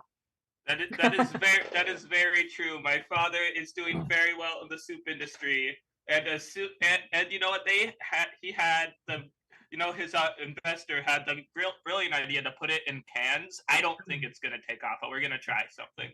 That must be so expensive with all those cans. Metal is so hard to come by. Yeah, Yeah, I know. I told him it's not a good idea, but he's gonna try for it. I mean, Soup in a Sack was just such a big hit. Yeah, You know. yeah. Who doesn't love good soup in a sack? At that point, I do reach under my dress and pull out my personal soup sack and take a good swig. I had a different vibe in mind for this character, but this is what we're doing now. I'm Soup Girl. Moving on. I love it. I love it. Hannah Campbell, a young widow. You might have something in common with Joseph. Oh, no. Might Not have. Josephine anymore. There's any room for one young widow here? Who's joining us? The only thing in common she has is the dangers of the Highlands of Scotland. True. I was also there. That he did get murdered immediately after we were married in the Highlands of Scotland. I hate when that happens. Damn. It's very dangerous. We should really stop eloping there. Well, when you've got a name like Campbell, you've got a lot of feuds from opposing clans. Amazing. Not a good point. Those Ferguson, can I trust them? Man, hard for a lady to get a word in edgeways. Sarah, who's your new character? Well, funnily enough, another Campbell, Elizabeth Campbell. Are you related? I think we are. Yes. Sisters. Cousins from the same clan. Yeah, we came together actually. Yes, we arrived together. Yeah. That would make sense. I am 22 and available. Excellent. I come from a fairly large family of 5 siblings. I'm the second oldest, so quite responsible. I enjoy needlework and letter writing. And my father is an innkeeper. Excellent. Excellent. So as you gather in the foyer, become acquainted with each other, the new sisters that have arrived, Lady Methuen arrives at the top of the stairs and says, "Oh, fantastic, you're all here and ready to greet our guests. I think the first of them is arriving now." And here's where the suitors arrive. So Trisha, how close are we to our $2,000 goal? Oh my goodness. We are $68 away from our goal. $68. Okay, well, Lady Methuen's a little worried about the attendance of this evening, but we have had some donations. So, I believe, Michelle, Angela, you didn't get to create a suitor when we were creating suitors because you were dead. So why don't you create your suitor now? As he arrives in the door, tell us about him. So he is actually quite old by standards. He is very low in class, only a measly innkeeper. He's overly fond of his port. And his name is, he's from Belgium, traveled from afar to try and find love. But his name is Mas der Splinter. You're really milking this. Excellent. He's an innkeeper who loves his port. Sampling from the wares. I like it. Fantastic. Who would like to play Mas de Splinter? Me. Fond of port? Old? Yes. Excellent. Okay. So Trisha now has 2 characters. You would be playing Mas de Splinter. Do you have the other aspects of the character to inspire Trisha? Yes. What was the personality quirk? Loves. Let's see. I think that was the overly fond of port. Yes. It was, overly fond of port. Yeah. Should I roll his secret love thing then? His love motivation? Yeah. Okay.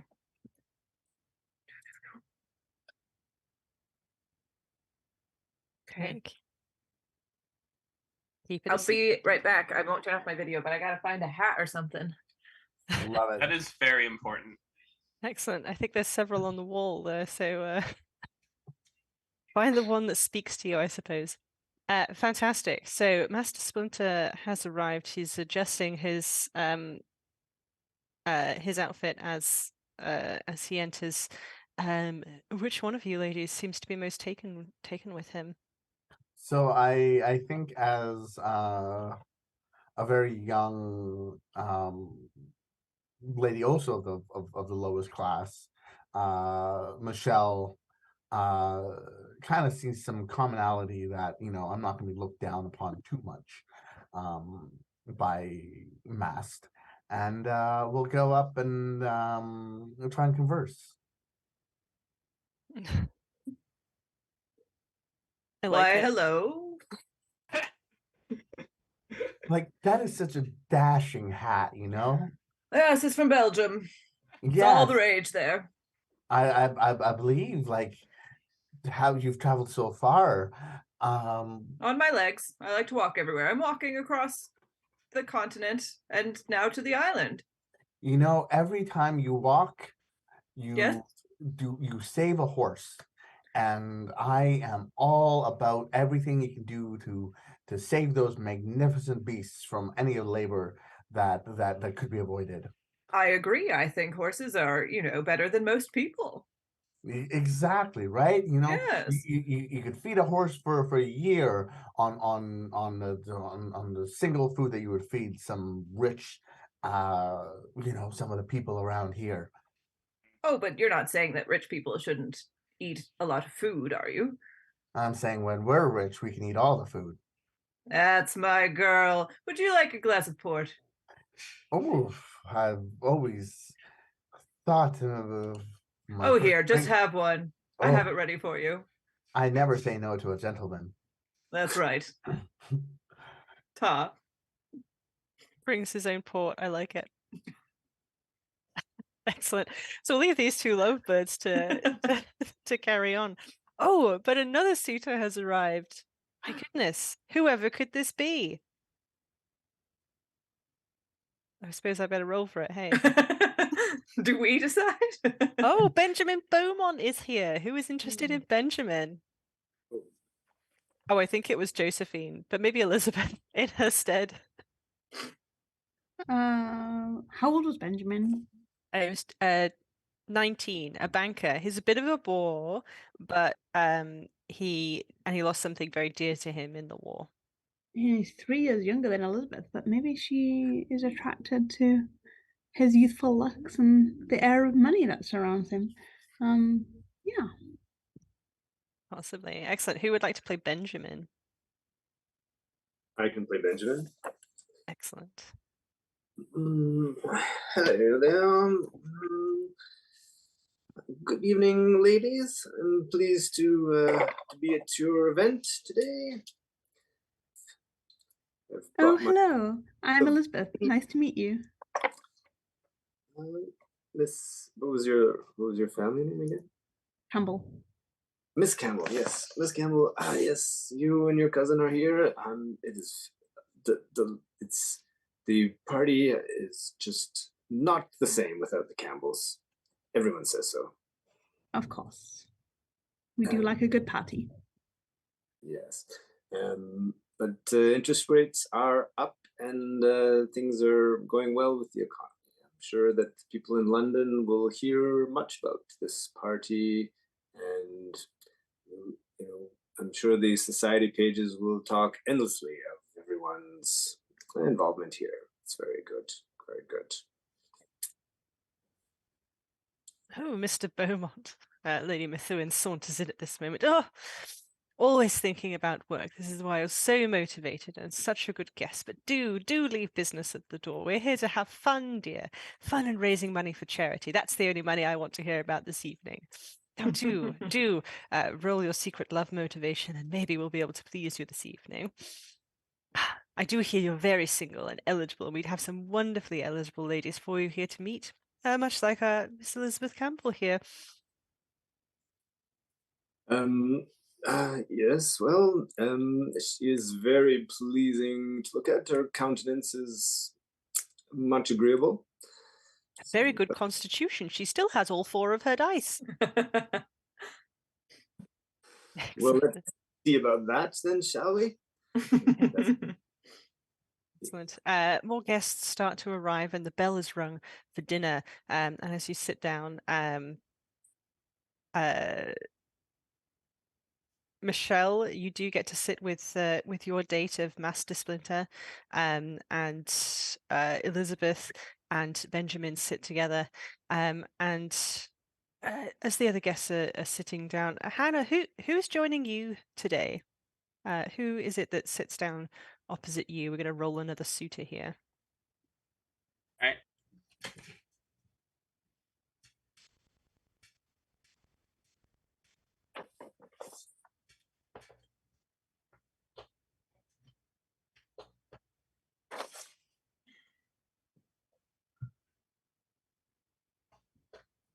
Oh, sorry. Did you want me to roll it, or I'm so confused how this is working? You can roll it if you like, or we can use one of the previously created. Maybe you'd like Richard Mannington. Sure. Let's go with him. Excellent. Who would like to play Richard Mannington? He's a young baron who laughs very loudly. Oh no! Oh yes. There you go. Taken right there. Richard here. Nice to meet you. Oh, hello. Nice to meet you too. Hannah Campbell. Pleasure to meet you. Hello. Hi. Penny will swoop in on this woman who was not around to know that I had my eye on Lord Richard Mannington, but will come alongside dear Hannah and try to angle my headdress so that it shines in Hannah's eyes. Oh, I'm dazzled. Oh, I'm so sorry, Lord. My delicate soup eyes. Delicate soupy eyes. Do you want me to roll like Constitution for that? Yeah, I think we're going to go with Night Brain because it is getting into the evening here. It's a little dusky and you're being dazzled with these unnatural lights. Well, I rolled a 5, so I did succeed. Okay, you are still whole at this point. Yeah, yeah. How about you go talk? It seems as if something's in my eye. I'm gonna go sit in the corner and drink some more soup. Such a shame. Oh, that's too bad. Oh, but Lord Richard Mannington, I'm so glad you could appear tonight. And your name is? Oh, let me check. Penny Clearwater. Penny? Oh, hello, Penny. Yes.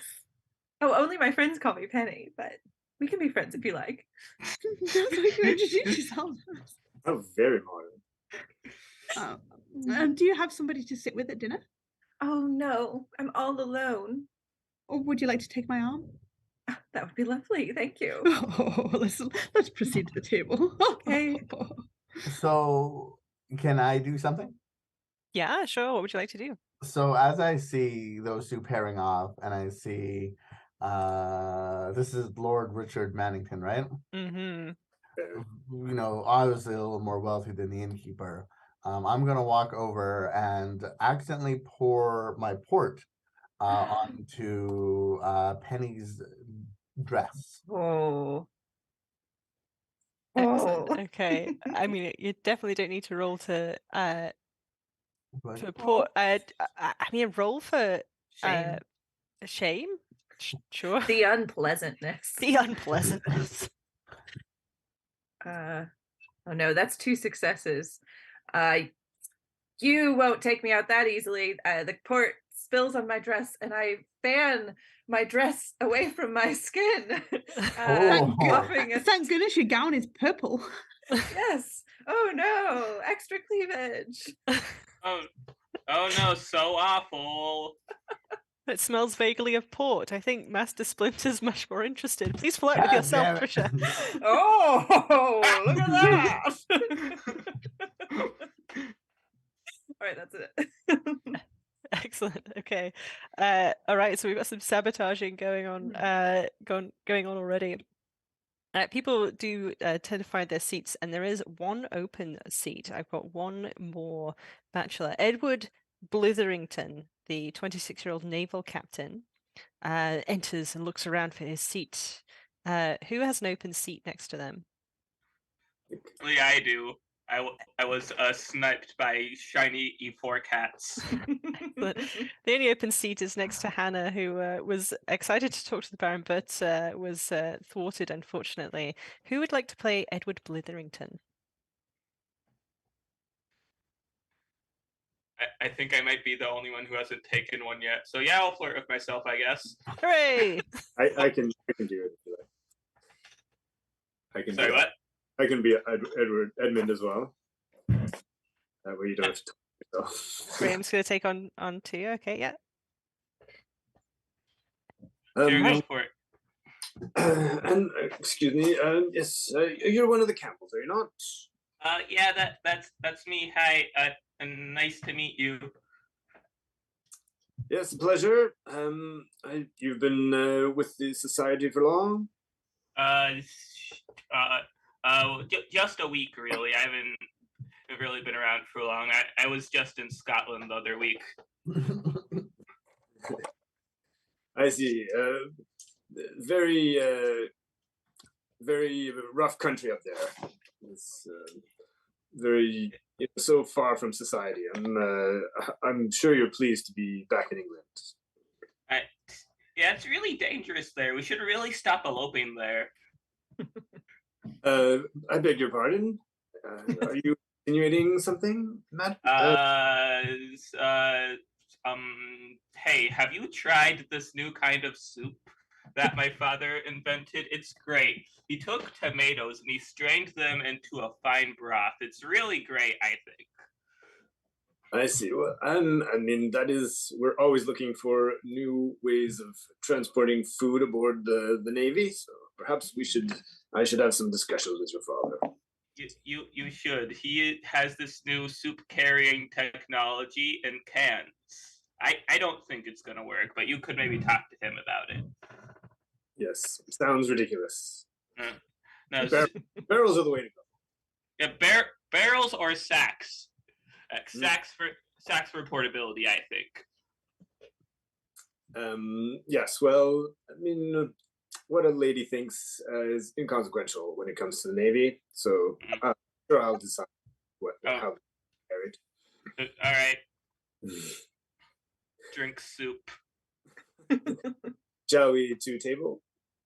Yeah, I suppose I will follow him to the table. Excellent. You sit down at the table, and dinner is served and is brought out for you. It's lovely. It's a very simple 7-course affair. Yes, there's the fish course and the side salad and the meat, the roast beast, and so on and so on. It keeps coming in. How is the conversation going at the table? How are we all getting along with our various suitors? Oh, Michelle, you can really eat like a horse. I like that in a woman. I always believe the larger the woman, the larger the boobs, so. Well, I wasn't going to say anything, but yes. And my hand has easily traveled down onto his leg and is slowly riding up. Oh my. I thought the kissing booth was later. This is my new OTP. Oh, well, I can see we're going to get along swimmingly, or perhaps even gallopingly. Yes, I can't wait till you meet my parents. They will be ever so overjoyed that I have found anyone really. You'd be amazed how many times that people tell me that. You are very decent around here. Yes, I am a man. What more could a lady want? Oh, many things. And I just start patting myself. Excellent. Let's move over to Benjamin and his partner, Elizabeth Campbell. Is that correct? Excellent. Elizabeth, what are you doing to win the attentions of Benjamin? Are you trying to win the attentions of Benjamin? Elizabeth might be starting to feel a little bit bored by Benjamin. Yes. You have you ever had the pleasure of counting money for an entire afternoon? That is simply what I try to do it every single Sunday. I do try and help my father with the books sometimes. He's an innkeeper. I got to 1,150 pounds the other day. It was most thrilling. I would imagine that is, yes, very thrilling. And But I'm sure even looking at the countess of the queen or the king on the money is nothing compared to looking upon yourself. It's you're dazzling. You're as Oh, shiny. thank you.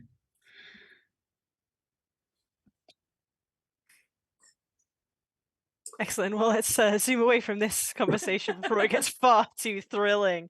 My goodness, Benjamin, so rich but so boring. Oh, such a shame. Like Scrooge McDuck, but without the personality. Quite. How's your conversation going, Hannah? It is definitely going. It is getting quite soup focused, as that's the only thing I know how to talk about. So personally, I like it with green onions, but I know a lot of people prefer chives. Now, personally, I don't see the appeal in chives, but I definitely prefer it over red onions, I think. Yes, vegetables. Yes, I agree with the Scottish here that they're completely superfluous to the English meal. You see, somebody gets it. Really, vegetables are nice, but they're not. But unless they're like part of the broth proper, why are they even in there? Am I right? It's true, and so it's quite interesting that your father chose tomatoes to focus on, something from the New World, in fact. Exactly. He saw them and he just had to go for them. He realized this was the one vegetable that could be more. It could more than just floating in the soup. It could be the soup, and that yeah. And tomatoes are just so plump and round and juicy. Mm-hmm. They are very composite. Mm-hmm. The most perfect of fruit or vegetable. And you can see that he's maybe talking of other plump things that he might be ogling at this point. You're right. That reminds me of something very plump that I'm sure you're staring at. That balloon in the corner. It is very nice. Yeah. It's I think a French invention, the balloon.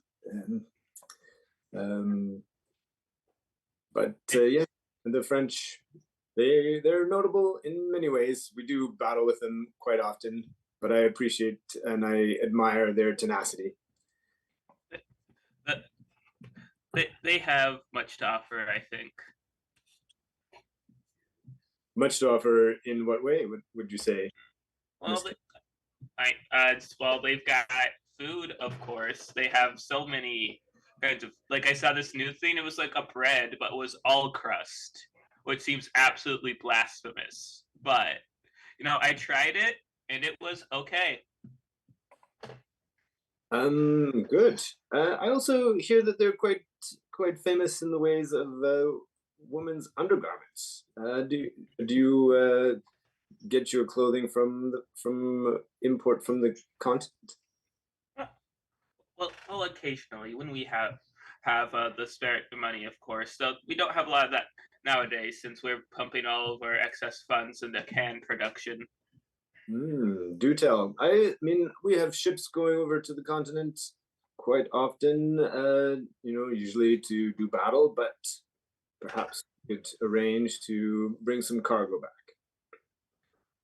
I think we would all greatly appreciate it. Good. And you'll be. Are you participating in the charity reenactment this evening? Of course. That's why I came down here. I see. And how might I donate to help this cause? Well, I'm not too sure. They kind of set everything up before I got here, something about a dead body. But what I do know is I think you're supposed to pay to kiss a girl, I think. So maybe do that a whole bunch. Well, I mean, might I, entreat you to, can I reserve the first two dances with yourself? I don't see why not. I see, and I'm sure my man can deliver the money to Lady Methuen. I think that would be the preferable arrangement. Good then. Excellent. So we've got a dance card already filling up. Oh, and we're so close to $2,000 because there's one guest who isn't here yet. Hint, hint. Get in there. Someone Wink, donate wink, nudge, $35. nudge. Can I Excellent. can I So that- pass a note? Sure. Who are you passing a note to? So I've written a little handwritten note, and I pass it all the way down to Hannah, and it just says, "Do you want to mix soups before the reenactment with me?" Is Well- it signed well- from you? Yes, or yes, it actually just says your secret admirer. Ooh. And who's this to again? You, Hannah. Well, I take it, and I blush, of course, because there is nothing more sensual than mixing your soups, of course. So I think I take the letter, and I like turn around to the back, and I write yes, of course, and I will just leave it out on the table and hope the secret admirer finds it. Somebody else may find it first, but you know that's a problem for future me. Yeah. Excellent. Excellent. Richard Mannington, how is your evening going? Oh, wonderful. I'm having such a fantastic time. I'm really looking forward to doing some dancing with these beautiful ladies. Excellent. Who are you most excited to dance with? Oh, there's a few ladies here I'd like to take for a spin. That young Penelope's quite dashing. Yes, I dance very well. I practice every day with my Hubbard, my brother Hubbard. Oh, you have a brother? Oh, I have many. They are what make me so strong. You wouldn't believe the number of ladies that have died in the 3 hours since we've been at this house, but I'm still here. I'm still feeling great. Well, Many people say definitely- I have childbearing hips, and I could probably survive many pregnancies. Good to know. Goals, I guess. Just try to survive past that first pregnancy.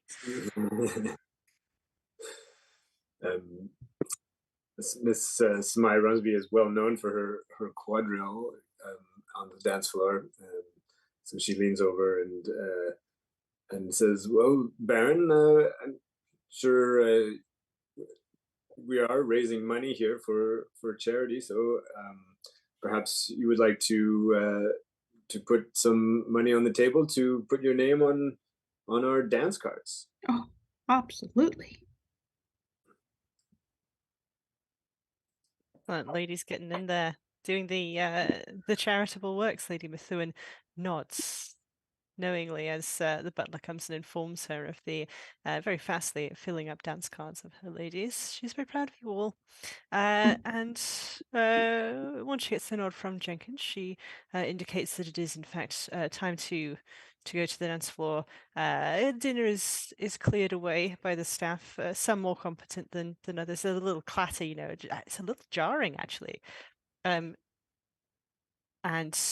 yeah, that actually one of the serving staff drops a plate, which makes an awful noise when it hits the wooden floor. You are all startled. All ladies, please roll Constitution.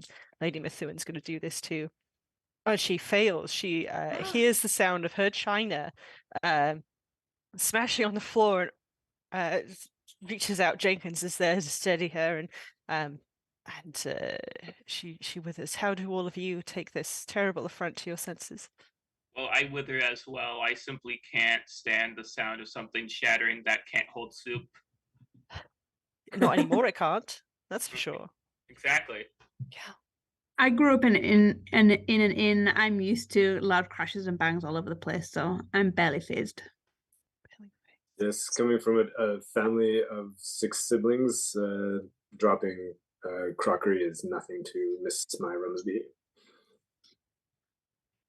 Well, I lost my first dice. It startled me. I was just bragging about it, and something about this reminded me of my own mortality. I am not immune from the dangers of ladyhood.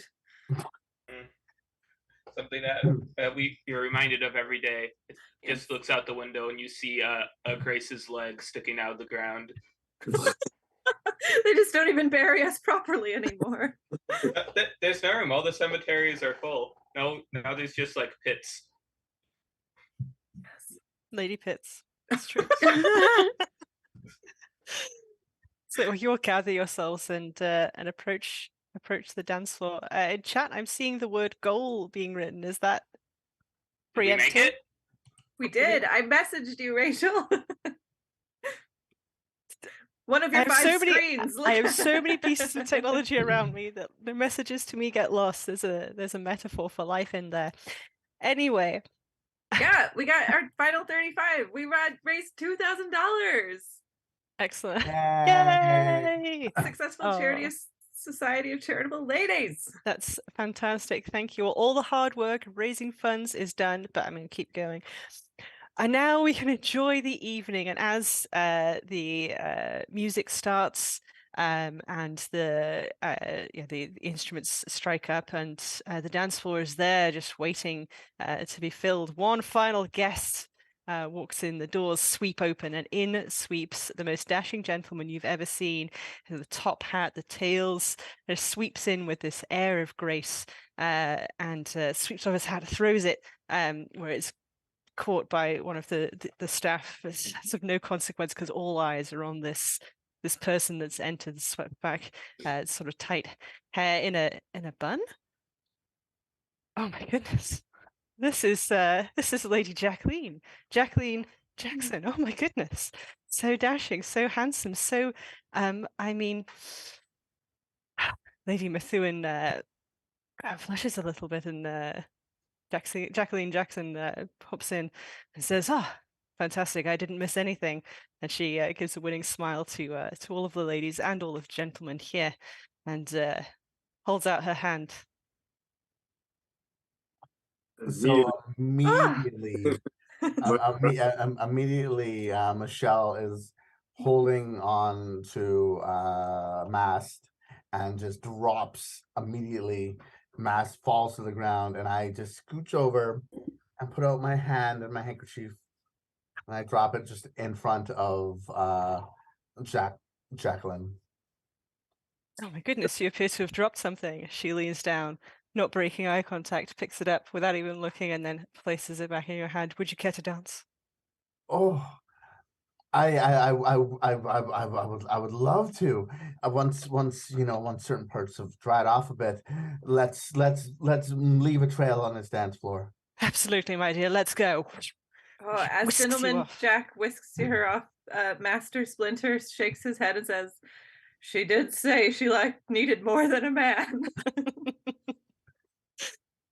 So she'll whisk it out around the dance floor, cutting up an absolute storm. You make a sight to behold.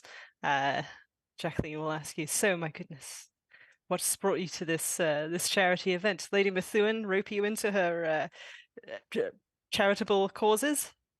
Oh, my dearest aunt was trying to fulfill her sister's wish, my parents' wishes upon bringing more wealth to the family, and seemed to have done herself in. And being the hotter, more talented relative,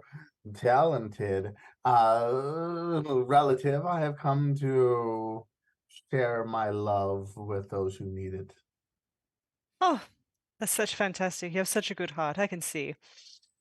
I have good other things as well. I can see those as well. As these two are dancing around. Who's dancing with whom?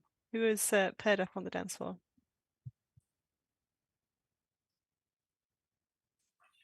Well, I mean, Penny would definitely try to dance with Lord Richard Bannington as soon as possible. Yes, he filled up her dance card. Mm-mm. He had the He money bought to them all? spend, and he bought every single slot on Penny's my. dance card. So they are whirling around that ballroom to every single style of dance. He knows them all. Oh, you're so She light on your follows- feet.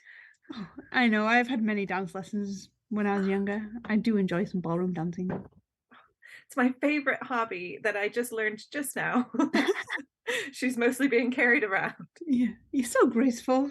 You follow my lead so well. Oh, anytime.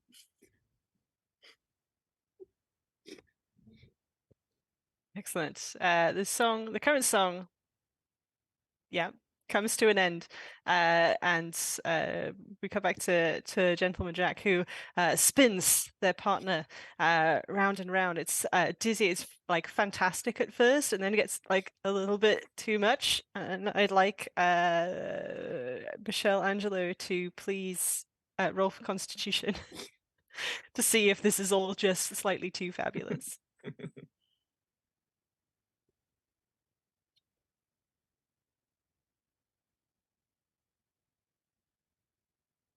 Michelle, Michelle, you're looking woozy. oh, you might also be muted too. You're woozy and muted. Those are two of the signs of the plague. Oh Yes. no. Oh, but I was just so in love, so enthralled that my heart is still just beating as strong as ever. Oh, Mm. fantastic. You're not put off. You do have to sit down for a moment, and Gentleman Jack once more holds out her hand for anyone who might take it. Miss And Myron takes it as the spinster of 21 has never had her heart flutter as much as this dashing Jack Owen. And so starts to put her dancing interest to work. She knows them all and is, yes, ready to step it up. excellent. You're quite learned in the way of the dances. There's no move I can throw at you that you don't already know. Where did you learn all of these moves? Well, of course, I have been a long fan of the nobility and have followed the prince, and I've felt that I should learn the dances in case I ever should meet. So I've been practicing nightly. Oh, aspiring to meet your prince, eh? There's only one of them, you know. You could make it yourself if you tried hard enough. Yes. I could give you a tip or two if you like. And please do. Ah, yes. Fanny, you don't mind if I call you Fanny, do you? No, of course not. Absolutely. Well,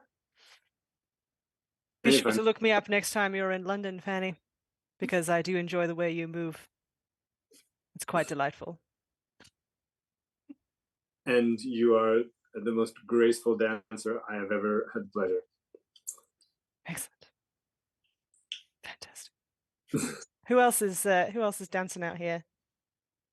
Well, I'm sure Captain Blitherington would love to dance.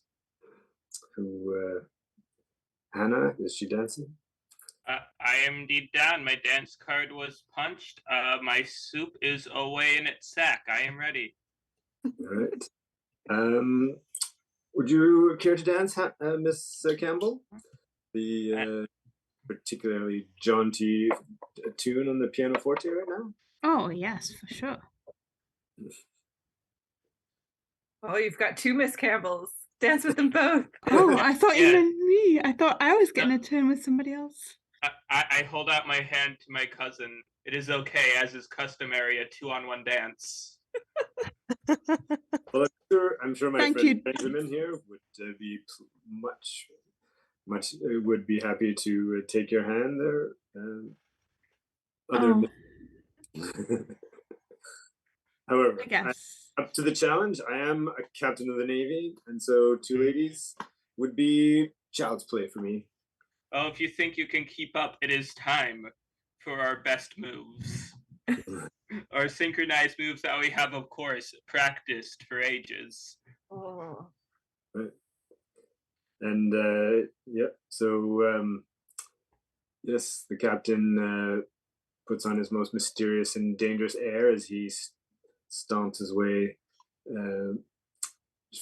to the dance floor with two ladies on one in each arm, and starts bowing to them both.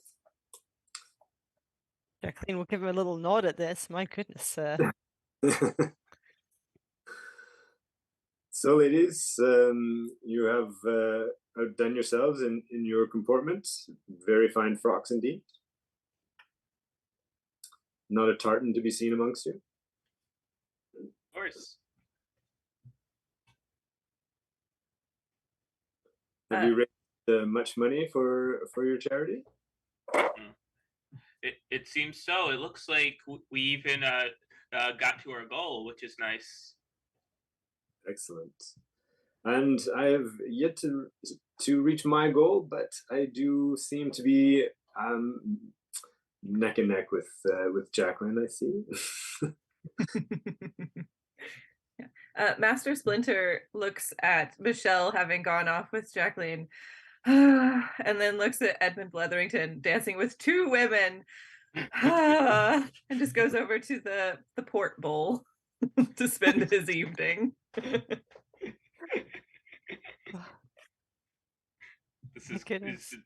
This is truly how he thought his night would be spent. Yes, everything is as it always has been. just you and the port, hey? You're the only girl I need. If I could kiss you, I would. Okay, at the end of the current song, Jacqueline does the same super spin move to her current partner, Fanny. How is your constitution after this? We shall see. It is. She's definitely, her heart is definitely been making the rounds. So let's see if it's holding up. And yes, we did get a 5 in there. So she braces herself against one of the other dancers, plants her feet wide, and does a very elegant curtsy towards her partner. Curtsy back. Lady Methuen has Jenkin announce that this will be the last dance of the evening. Who is your final dance partner? You can choose whoever you like at this point, and then we'll be going out to the reenactment at sunset out in the grounds by the Folly Castle. So who is your dance partner of choice, and perhaps your romance partner? This is the point at which you should choose who you want to see how your relationship turns out at the end of the game. So Richard, this is Richard speak. Penny? Yes. I'd be flattered if you'd be my date for the reenactment. Oh, I would love to see such a harrowing thing from the arm of such a strong man. Yes, and Captain Bletherington would choose Hannah to for that. Well, I mean, if you're asking, of course.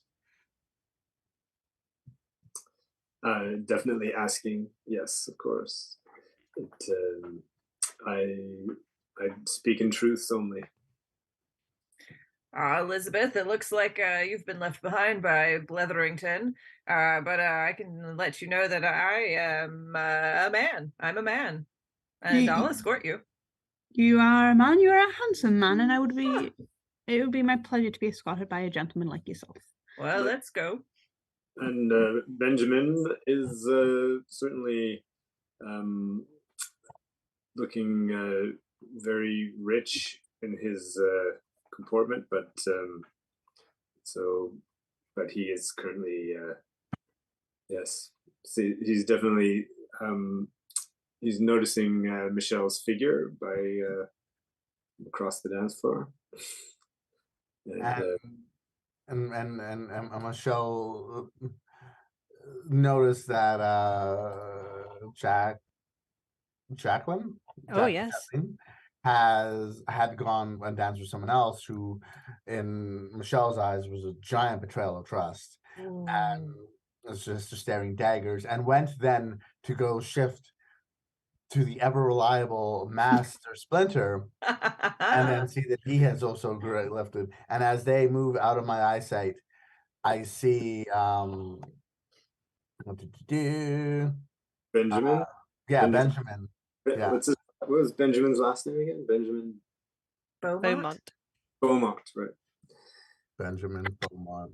And see Mr. Alliteration himself, and think to myself, might as well give it a shot. And go up and offer my arm. Miss Angelo, it would be a pleasure. Excellent. And that leaves Fanny. Who will accompany you, Fanny? Fanny hopes that gentleman Jack will, but she's much too shy to be so forward as to ask, but is definitely giving the eyes. Jacqueline looks very carefully in your direction, looks over and sees that Michelle has moved on to another suitor, and instead looks over at Lady Methuen and saunters over. The Reverend will happily take Jacqueline's place as Fanny's accompaniment there. So the Reverend will accompany Fanny. You do get one last dance in. Anybody like to do any chatting with their partner, get to know them a little bit? Sure, we haven't spoken with the Reverend very much. So, Reverend, how is your flock doing?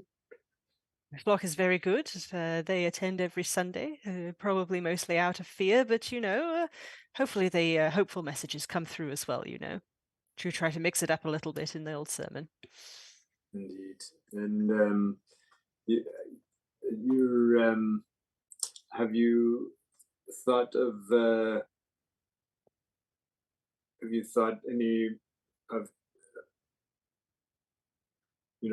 increasing you're starting a family or anything like that? Oh yes, I do very much hope to build a family one day. I would like to have at least 10 or 20 children, carry on the traditions, spreading the word. That is many children. Yes.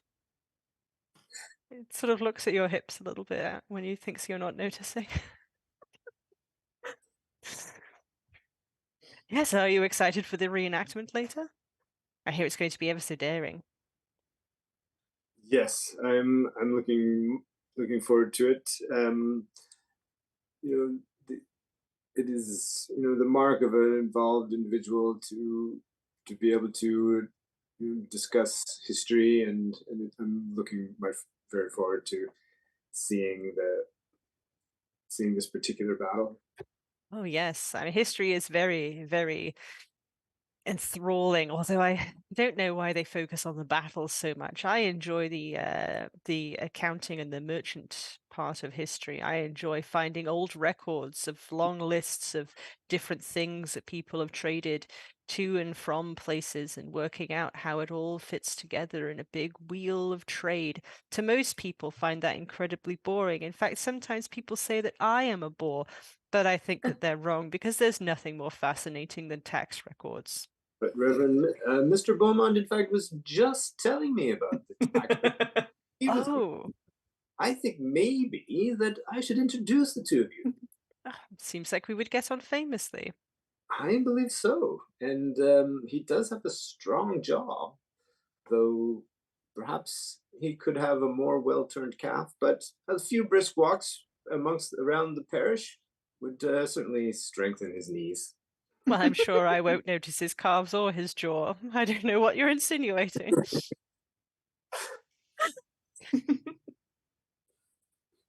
Oh my, is that the time? Seems like we must be off to the reenactment. Some open carriages are brought to transport you all.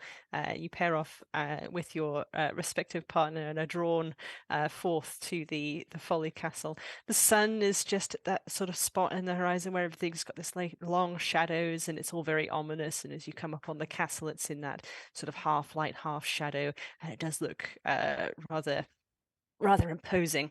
And as you set up together, looking out at this scene, Lady Methuen announces that her troop of orphans will now perform. They have chosen Battle of Hastings. That's an odd choice, but yes, we shall be transported back into 1066, where we shall observe the Battle of Hastings here. I'm sure that the orphans will take the field any moment now. And to the side, she says, yes, the orphans were my first charitable work. The more the better, more the merrier is what I say when it comes to orphans. You can never have too many. Fantastic. What a sentence. Are you coming by those orphans quite naturally? Or you said you yes, can't of have... course. Okay, because the way you said that, it just seemed slightly ominous. No, I would never bear children myself, far too dangerous. When I have the desire for a new child, or my husband says, oh dear, we should have more children, I say, absolutely, I'll hop down to the orphanage. They're literally overrun. We can put up for, provide a good living for them all. We have this giant house with all of these rooms in it. Why not fill them with orphans? Fair enough. Can't argue with that logic, I suppose. It really is just a true investment because, you teach an orphan how to sew and you have yourself a new maid in a few years. It's true. Who do you think did all of your hair and makeup? Exactly. Former orphans. Orphans make the world go round. I was really going for she was a big philanthropist that had a message for us all, but no, we can do this too. The fine line between philanthropy and exploitation. Oh, that's true. such a good lesson. It's true. So good. Oh no, I'm going to carry on the scene. So if you have a thing, go ahead. Let that be the lesson of today's session. Orphans make the world go round. Yeah, isn't that why the celebrities are just adopting orphans? Yeah, that's probably. Only if you treat them well, I think. Yes. Anyway, the sun is at that beautiful point, and along the top of the hill, all these little figures pop up. I spot an orphan. You spot several. And all of these little orphans, they have the 1066. It's sabers and bows, and they come forth, and they've got like hobby horses, not real horses. They weren't allowed real horses, but they've got like the horse head on the stick, and the cavalry sort of rides out towards the castle, and inside more orphans pop up in slightly different looking uniforms and like shoot bows back, and I mean, it looks like carnage, like it's kind of messy, but the orphans do look like they're having fun, and there's lots of screaming and laughing, and like one of them sort of has an arrow fake stuck out of his arm and falls down and dies, and then the British king Harold takes an arrow, is like, no, my eye, and sort of falls down, and it's at this point that the battle, as you remember it and were taught in history, should end after Harold, the King of England, is killed. But just as the orphans are retreating, some more figures appear on the hill. Is it more orphans? They seem bigger. Maybe they're just close. No. Oh, grown-up orphans. They're maids. Sorry, maids. It's kind of. There are some serving uniforms in there. And no, yes, that's. No. Just so you'll know. All right, ladies, roll Constitution. Oh no. This is not so good. Penny safe. Oh, yes. Fanny rolled a 6. The 6. I did not. I also did not. Elizabeth loses a die. The Campbells are too shocked by this. Not even soup can sustain them. Yeah, the real problem was there was no soup in this performance. Therefore, we could not be sustained, and we are withering away. One of the orphans with like red splatter says, "But there was soup." Not enough, clearly. Excellent. How did Michelle do? Yeah. Michelle did quite well, but she also, upon leaving the carriage, did not want to dirty her shoes upon the thing. So she left her slippers in the carriage as I was out on the field as this is all going down. Oh, it's true. So you have bare feet at the moment. I do, because I thought I could. Dirty feet are one thing. Dirty shoes are aghast. Oh, it's so very true. And as you sort of take in this scene, and there's like a chill in the air. Something is wrong here. You go to reach for your shawl to pull it around you, but is it sufficient? Roll for shawl insufficiency, all of you. Huh. Oh no. Is that also Constitution? It is. All right. Is my shawl sufficient? It is. I have the most sufficient shawl in the land. I got 2 5s. I also have a very sufficient shawl. It's a nice crocheted, warm shawl. I got 3 successes out of 3. I also have the most fortitudinous shawl. We may not have a lot, but what we do have is very nice shawls. And Michelle too has a very, very nice shawl. Excellent. So you get a skill then, I think. If you rolled all Fortitude. successes, you can have a skill. Yeah. Oh dang, I did roll 2 successes, so I get a skill. Fantastic. What skill are you going to learn from this fortuitous event? Well, you see, I'm looking around, but what's really inspiring me is that corpse leg in the corner. So I think I'm going to go with Grace. Ah. Sounds good. How did Fanny do on the shawl sufficiency, by the way? Yep, a preponderance of shawls. She rolled 2 5s. Man, no lady came out without a shawl. You knew you were going to be like out at dusk. That's right. By the Guys fall are on it. way. Fantastic. Okay, so as this imposing line of definitely not orphans, probably not orphans, no, definitely not orphans, come closer. They are adults, and you recognize the one in front. It is the serving person who was being accused of stealing the silver, who leads the cry. He pulls out what the other orphans had like sticks with swords, but he pulls something out that looks very much like a musket, and charges towards you, yelling "Sacre bleu!" He reaches French! He reaches down, They've and come. the others all pull out their muskets. It's an attack by the French. Who could have seen this coming? Ah! Oh no! The only thing worse than an orphan, a French orphan. Yeah, the orphans scatter, not knowing what to do, and as the French muskets fire at our accumulation of wealthy, rich Englishmen, all clustered together in one place, one opportunity for the French to deliver a crushing blow.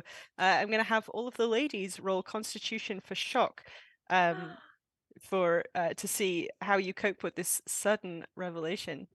Got 2 successes. I am not phased by gunplay, apparently. You are not. You faint to safety. You faint and fall down.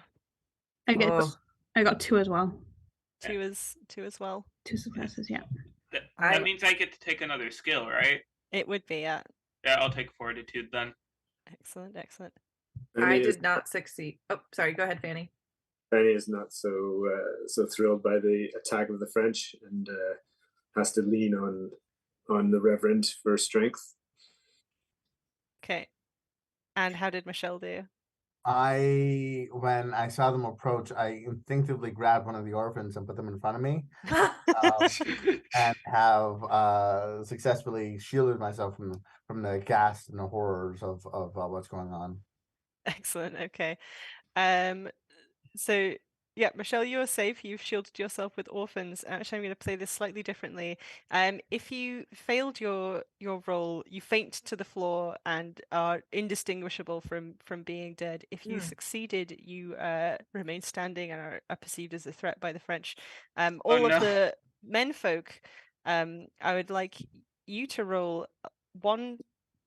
How do we want to do this? Yeah, 1 dice. Success on a 5 or a 6. And this is to successfully shield your your lady friend. Michelle, you can choose to also put your partner behind the orphan or in front of the orphan, depending on who you're more attached to, your partner or the orphan. Okay, Pick the so orphan, it'll be funnier. Oh, Penny, I'm sorry. It's okay because Elizabeth also what's my name? Master Splinter tries to get in front of her but stumbles. He's had too much port and falls in front of her, leaving her unblocked. So Captain Blitterington rolls a 6 to Hannah, I think. Hannah's safe, I think. And oh yes, Mr. Beaumont, a 3. Sorry. Oh. No. He's too boring to save a life. Yes. Captain Blitterington is charges forward. Excellent. Michelle, did you choose to put the orphan in front of both of you, or did you? Only just me. I'm only looking out for number 1 here. Okay. Though I think with Beaumont's skill, I'm very, very, very screwed. Okay. Elizabeth, you were partnered with Master Splinter. Master Splinter failed. Yeah. And Elizabeth, on your constitution, did you fail or did you pass? I passed. I got 2. Passed, 2 5s okay. only. Yeah. Penelope, Richard, he rolled, to save you. Yeah, I'm failed. Failed. But I also failed my test. I fainted. Okay. And then, the Reverend. The Reverend tries to save Fanny. Fails. Fanny. Fainted anyways. Fainted, okay. So in this last dramatic action, the French are somehow shooed away. You're not sure. In the confusion of everything, maybe they just got tired and gave up, or maybe the orphans rallied and chased them away, or maybe the riflemen showed up.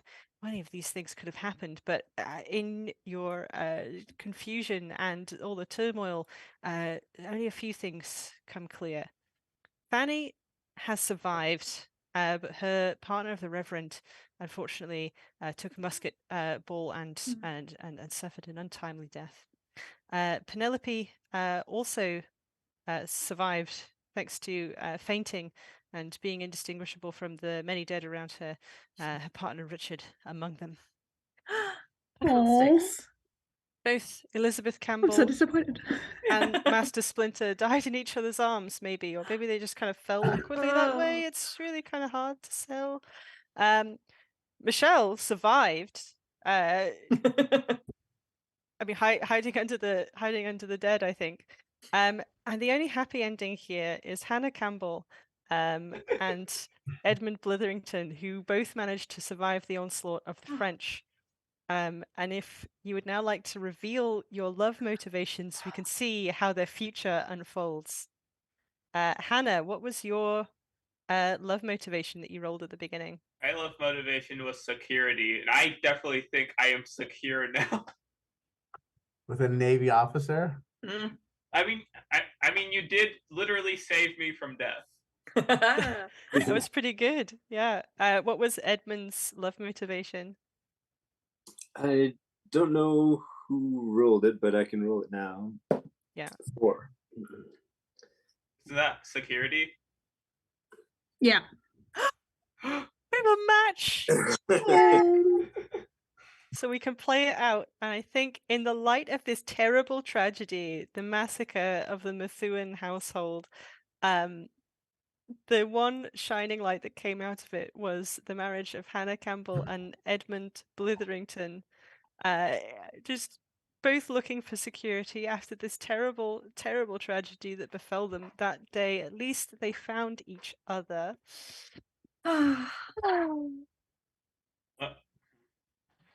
It is, yes. And they never find the body. They will never find their bodies, but what we will find is security in each other. And And you may be my second husband, but I'm sure nothing bad will happen to you this time. By the way, where do you think we should go for a honeymoon? I'm thinking Scotland. Nothing bad ever happens there. Yes, the Edinburgh Castle is lovely this time of year. Yes. And then they ride off into the sunset where nothing bad happened. Excellent. Yeah, absolutely. Seems legit. Well, thank you for playing Regency Ladies or Death Becomes Her. I think this was the most Death Becoming Her game that I've played so far. So many people died. This isn't normal. It was fun. It was early. Early deaths aren't usual. Usually I get one or two, but yeah. Oh man, just when everyone was falling down those stairs. I think everybody died once, didn't they? Penny stayed alive, but just buried under corpses at the end there. Oh, She So survived. she's the only original, yeah. that's impressive. But did she get to keep her funny fork hat? That's what's important here. Lost that. Tragic. Then why does she even keep on going? I mean, it was probably good that she lost it, otherwise she might have been killed for it anyway. So. That's true. Michelle ended running off with her one of her cousins, actually, as scandalous as it is, named Lenora Ardo.